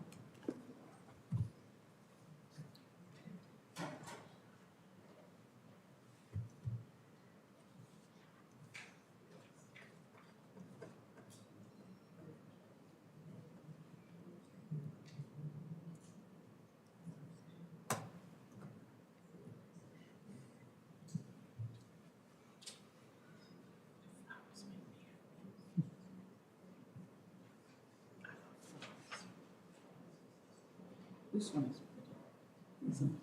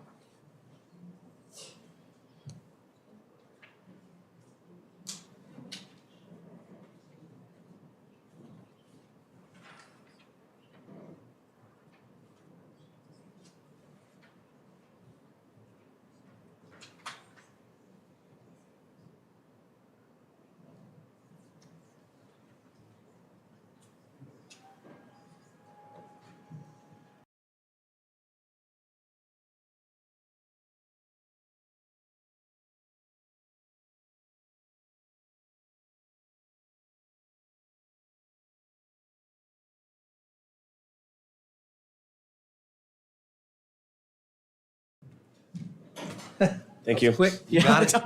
All Gotta be right. Roxanne. I did wash my hands. I was thinking. Okay, ordinance number 2979. An ordinance of the City of Apopka, Florida, to extend its territorial and municipal limits to annex pursuant to Florida Statute 171.044, the hereinafter described land situated and being in Orange County, Florida, owned by Philip and Patricia Simmons, located north of West Poncan Road and west of State Road 429, comprising 9.95 acres, providing for directions to the city clerk, severability, conflicts, and an effective date. Roxanne Reed with Planning and Zoning Division. This is an annexation. The request is to accept the first reading of ordinance number 2979. This location is at 3405 West Poncan Road. The tract size is 9.95 acres. The subject property is contiguous to the city limits and eligible for annexation. The applicant is intending to construct a 20-lot residential subdivision on the property. The Development Review Committee recommended approval, and the City Council recommended action is to accept the first reading of ordinance number 2979 and hold it over for a second reading and adoption on November 16th. Any questions for Roxanne? Okay, anybody from the public wish to speak on this matter? Not, we'll close the public hearing and look for motion to approve ordinance number 2979 at first reading and hold over for a second reading and adoption. So moved. Got a motion by Commissioner Bankson, Second. second by Commissioner Nesta. All those in favor? Aye. All opposed? Motion carries unanimously. Next up, Resolution 2022-48. Resolution 2022-48. A resolution of the City Council of the City of Apopka, Florida, providing for conveyance of a parcel of land owned by the city and located on Palmetto Ridge Circle, and specifically shown on Exhibit A. Okay. To Are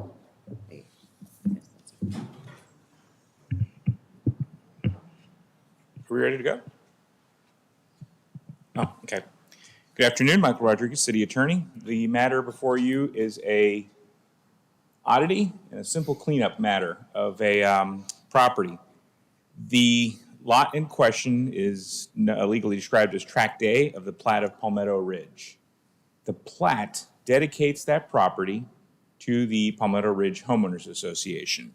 Somehow, we don't know how, we were not involved. The developer, at the time of turnover of the association to the control of the residents, actually executed a deed to the city for Tract A without our knowledge of it. So the HOA is currently in the process of trying to build a tot lot playground for the community on that lot. During the permitting of the construction for their playground, their engineers then disclosed to them that the property was not theirs and it was actually titled to the city. Now, this is not city property, nor did we ever accept it as city property. So therefore, in conjunction with the HOA, we worked together with them and figured that the best way to do this is just to simply quit claim the property back to the HOA, who are technically the rightful owners of this property. So the resolution here today approves the city's conveyance of Tract A of Palmetto Ridge back to the Homeowners Association for them to assume title to the property that was originally dedicated to them by the developer but erroneously conveyed to the city at the HOA's turnover. Okay. Any questions for Michael?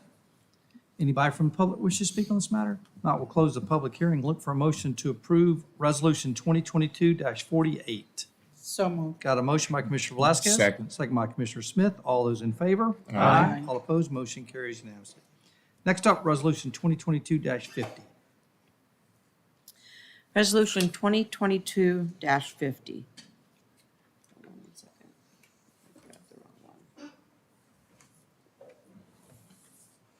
Resolution of the City Council of the City of Apopka, Florida, amending the budget for fiscal year beginning October 1, 2022, and ending September 30th, 2023, providing for a budget amendment. Edward? Mayor, Commissioners, this is your budget amendment. If you recall, at the last meeting, we talked about the CARES Act dollars that we assigned. I told you I would bring you each item and you would approve them as amendments. This is the first one. The first amendment is for the sanitation trucks, as you recall. So you'll see the $1 million using the CARES Act for those sanitation trucks. The second amendment that you see here is a street light for Oak Point. This is an MSBU. At budget time, we didn't have all the revenues. We have a clear number at this point, so we're doing a budget amendment basically just to push the revenues and the expenditure for the MSBU. That's just a simple budget amendment. So this total resolution is for $1,032,053.24. And so we just ask for your approval for that on this item. Okay, any questions for Edward? Anybody from the public wish to speak on this matter? Not, we'll close the public hearing. Look for a motion to approve Resolution 2022-50. So moved. Got a motion by Commissioner Bankson.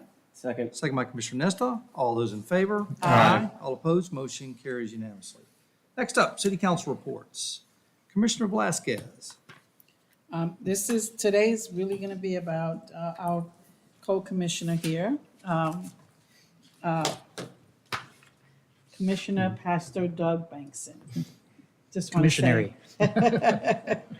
just want to say thank you for the years of service, and certainly on my behalf, it's just that I have enjoyed working beside you, and I know that we sometimes kind of didn't agree with the reserves, but that has been, something that you have carried for all these years, and I have a lot of respect for you, and I'm going to miss you, and I look forward to seeing you in Tallahassee, and that we will be working together. But I want to say thank you. You have been an advocate for our city. You have been an advocate up here. And most importantly, you have been a gentleman.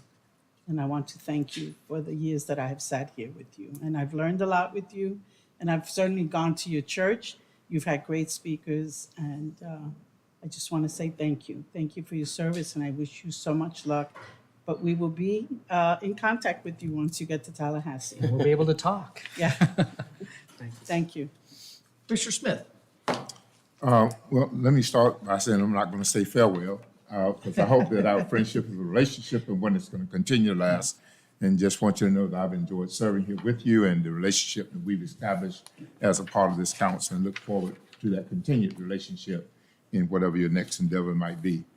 And then secondly, I would just like to say that on September 29th, when I went out to visit Clear Lake Estates and Clear Lake's Landings, I did take a look at the situation was there, and my observation was that where the recreation area is below the elevation of all the lots that's built in the subdivision. And so I didn't know if a solution might be to, I guess, just dispose of all the equipment that's already there in the playground, and then bring in some field and build those lots up to the top lot up to the same elevation as the homes are, and install a retention wall to secure the top lot. Didn't know if that was a possibility, but that was my observation.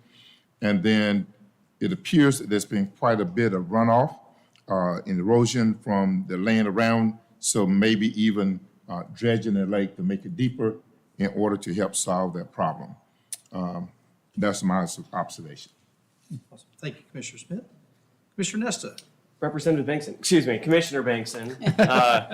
Obviously, I haven't served with you long, but we do have a great relationship, and I actually am looking forward to you not serving in this capacity so that we can take deeper dives in some conversations that we have been voting on, things like that affect the citizens. So thank you. Look forward to having a great contact up in Tallahassee, and they're going to do great. So thank you for all you do. Next one on my list, you guys always know I have a list.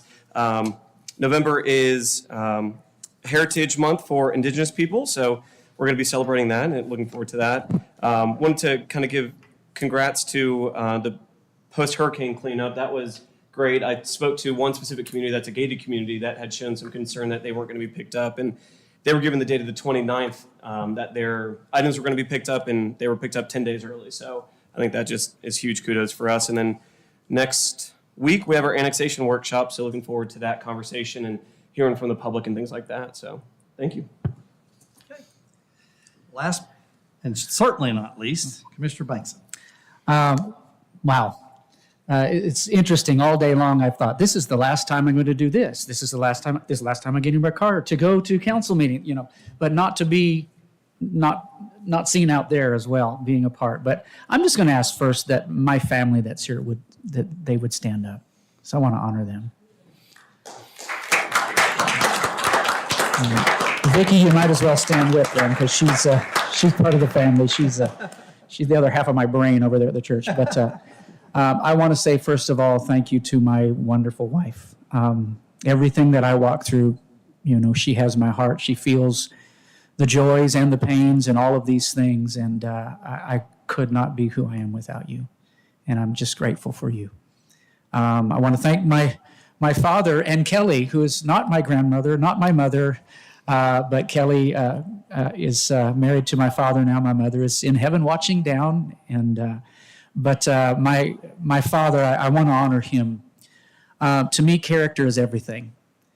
And the reason that I am who I am is very much due to my father. I've seen him all his life. He's had opportunities for great notoriety, and he's never sought those things. I like bragging on him. He turned down the Oak Ridge Boys to sing tenor for them because he felt a call towards gospel music. That was his calling. Didn't put them down for it, just didn't go that direction. Turned down the Imperials. Some of you, I'm dating us, some of us here. Some of you don't know who I'm talking about. Nick, do you know who we're talking about? Never mind.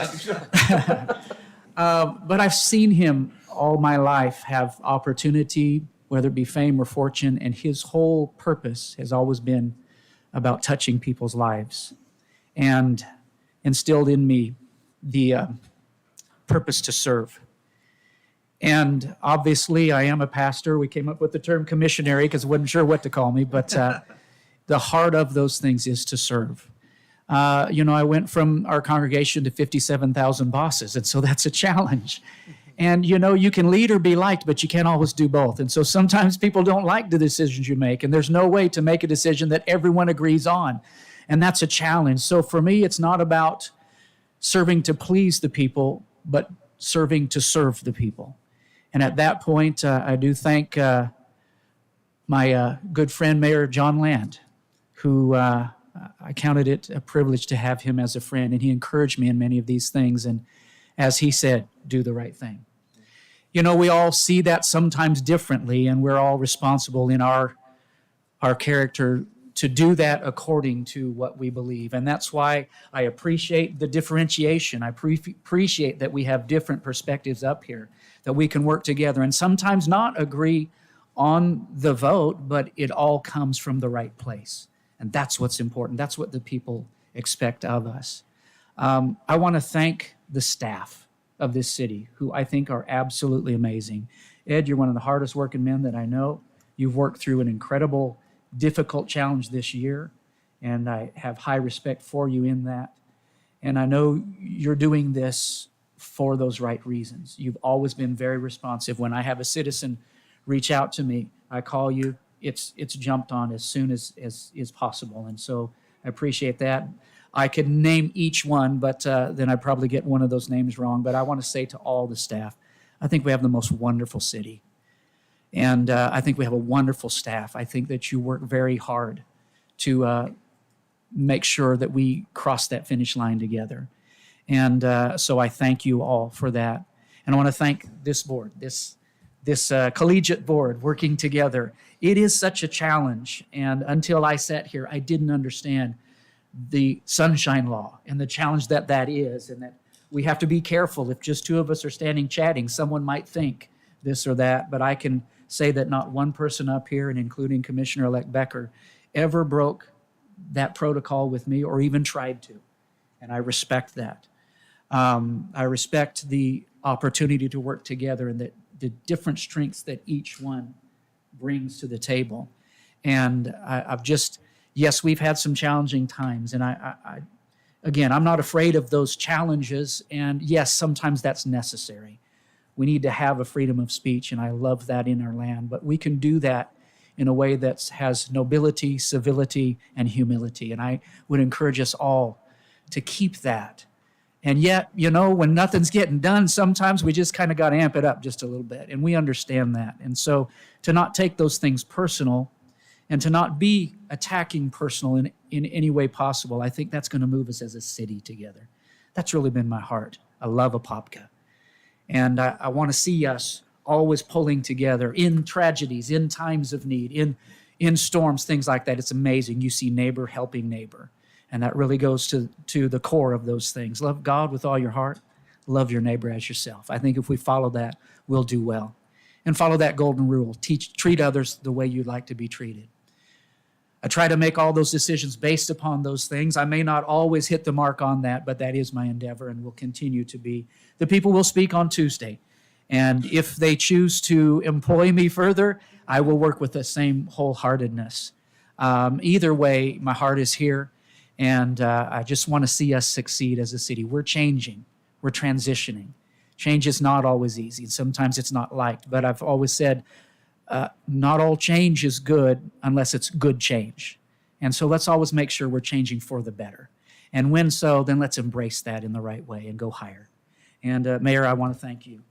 I respect you. I've seen you deal with personal challenge and these different things. And I know that your roots go deep in this city. And I know that's where the decisions come from. And yes, we can all look and say, well, we should have done this better, we should have done that better. I can look back and say, yep, I could see times where I could have done things better in all of those things. But I'll tell you what the bottom line is, when you're doing it for the right reasons and the right heart, we always end up in the right place. And so I really want to thank you all, and thank you, last of all, to the citizens of Apopka. I don't know where the camera is anymore, wherever you are. It's been the highest honor to serve in this city. And I thank you for that. And my prayer is that we all would succeed together. So thank you.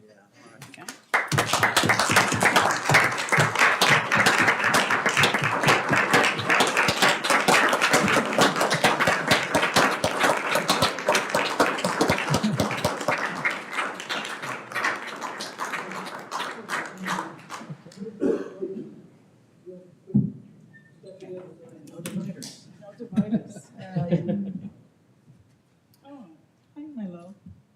I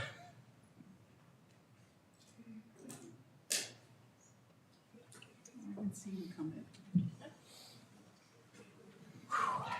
in. Tough, yes. By the way, my father is 83 and he does 50 push-ups a day in a row. So, love you, Dad. And we have Commissioner-elect Kyle Becker would like to say a couple words. Oh, absolutely. Where's the baton? I don't have anything prepared. I just wanted to, back in April when I had my farewell, you conveyed upon me kind words, and I wanted to make sure that I do the same. Fellow class of 2016, it's been quite the journey. And you make me look like a bubbling mess up there. You handled this with such composure. Yeah, but you're I'm up taller. there just an emotional train wreck. So maybe that's the pastor in you and your experience doing this. But it's very emotional, and I applaud anybody that raises their hand and says, you'll do it, and serve. And everybody up there has done that. Put yourself out there, and I think you nailed on the head in terms of there's no. Based off of your faith-based system, there are universal truths, but really in the world of politics, there's not. You can pass an ordinance to say that the sky is blue today, and it's going to be met with people that say it's not. And so having the backbone and the thick skin that you've probably developed over the course of time, as we all have, you understand that very intimately. And so I have a tremendous amount of respect for what you've done. How you've composed yourself. There's been times, like to Commissioner Velasquez's point, we were on opposite sides of many votes, but yet we can still sit here and smile at each other and have kind words outside of a formal meeting setting. So again, not violating sunshine law. But we did have a chance to grab breakfast a couple times when I was out of office, and we didn't have to worry about things like that, and I hope that continues. To your point, if the people of Apopka, or the people of District 39 elect you, there's going to be a tremendous amount of opportunity to still work together. And I'll have 180,000 bosses now. Yeah. But, I enjoyed our time together. You and I share a common thing, and that's a very strong support system, i.e. our family. as evidenced here today with your beautiful family. And we've had a chance to share a whole bunch of great experiences together. It's, again, if there's people watching, it's a great experience to try and put yourself out there and serve in a civic capacity. It's hard, and at times it's thankless, but it's very rewarding in terms of how you can personally grow. So one quick anecdote, I think the first time that I met you formally was after I'd already announced that I was campaigning for seat 4 at the time. You were campaigning for seat 3. I think the very first time that we met each other was actually at the Christmas parade. And I got there, I think we met in front of where I go to church, First United Methodist Church. And we introduced each other, and I'm looking around, and the Bankson Army was in full effect. I mean, I was like, I don't think I have very good campaign strategy, because I think you had about 50 people in campaign T-shirts, and you had your people there. And I was like, okay, I need to step up my game here. But I wish you all this great success, regardless of what happens in the next coming week or the next coming years. Know that I'm here for you. Enjoyed being a colleague of yours. So good luck. Thank you.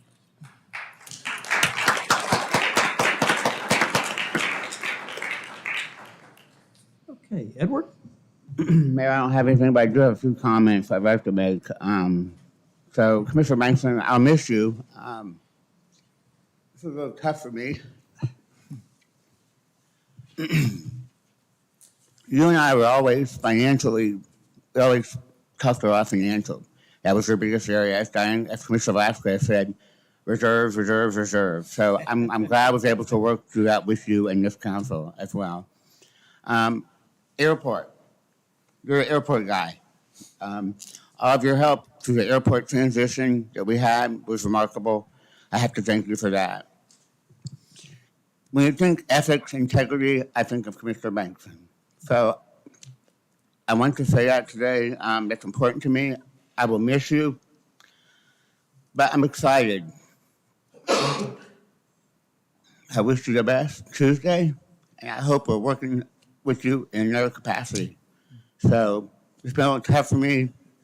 You're a commissioner I've always valued very much.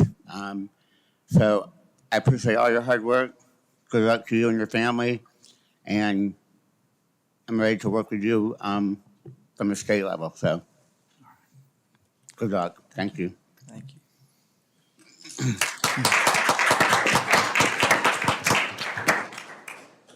Michael. All right, on my report, I have 2 items. They're going to be kind of brief overviews of the status of where we're at on these issues. The first one is the noise ordinance update. You should have received from me a draft of the first draft of the proposed noise ordinance. For the sake of transparency, a copy was also sent to Commissioner-elect Becker so that he can join the team. He can join the discussion pretty much already running. I think it's the fairest thing to do as allow to complete his transition back to the dais. I welcome any comments. Set up any time you wish to meet with me if you want to have some additions or you just have some questions about what is currently contained in the first draft. Based on the timing on any other revisions, yesterday I had a meeting with Police Chief McKinley and the Deputy Chief, as well as the Police Department's legal counsel, in which we hashed out some of the issues. There were some minor revisions. Then there's also discussion as to it's basically what happens after this ordinance is adopted, or to speak in a kind of a comical term, what happens after the dog catches the car. There's going to be some administrative matters that are going to need to be resolved. Usually in an ordinance like this, we've had other ordinances that we've adopted. Just because it gets adopted doesn't mean that citations are going to be issued the next day. There is there is an administrative process in order to make sure that our officers are properly trained, that we have obtained the proper equipment to effectuate the intent of the ordinance. But these are all things we will be working on. At this rate, however long it takes for you guys to contact me if you have any comments and we can work together, I hope to present the ordinance for first reading at our first December meeting. And that point, hopefully we can move. If it moves smoothly, we may be able to have it to be adopted by the second December meeting. The second item that's currently under consideration also is one we've labeled as public safety on public properties. This one's kind of a broad discussion on how to handle kind of public health, public behavior issues when it comes to our public properties. This was also the subject, this was also broached at my meeting yesterday with police chief, deputy chief, and the police department's legal counsel, as we're trying to hash out, in that case, again, how do we implement it? What do we look at? I mean, on the broad scope of things, we're looking at just certain, health issues in regards to public property. One of the things we've overviewed is, when it comes to health, things such as public urination or public defecation on public property, camping or unauthorized camping on public property, as well as whether or not we go to the next step in implementing a trespass ordinance for those that are found trespassing upon public property. The application of such an ordinance is citywide to every member of the public. This is not targeting any specific community, and we'll be very careful in preparing it in such a way. Unlike the noise ordinance, there is still not an actual first draft written form of this ordinance. This one may be tailing a little bit behind the noise ordinance. I mean, if I can get to it to present coupled with the noise ordinance in December, I will try, but there are a little more issues that need to be involved in this matter before we present it in final version for your consideration. The biggest difference between the noise ordinance and this ordinance is really going to be the enforcement and prosecution of such violations. Whereas the intent, and as you reviewed in the first draft of the noise ordinance, is that it's solely going to stay as a civil citation to be handled completely civilly, or in a civil matter by the city, meaning that it will not go to the county court, but will remain within the jurisdiction of the city and the city's special magistrate. The public health ordinance may involve our officers not necessarily issuing civil citations, but potential notices to appear in court, and then those things will be handled at the county court level or circuit court level, depending on the severity of the offense. But those are certain issues that we need to hash out before we present it for final consideration. But that's where we're at on these two ordinances. I hope to get you the noise ordinance by December, and fortunately, Commissioner Bankson, you won't be able to see it or work on it. I wish you the best of luck, contingent on the results of Tuesday. I don't want to jump ahead of myself, but if you are to succeed, I wish you the best of luck in Tallahassee. And from folks who I know for years working in Tallahassee, you're going to need the luck.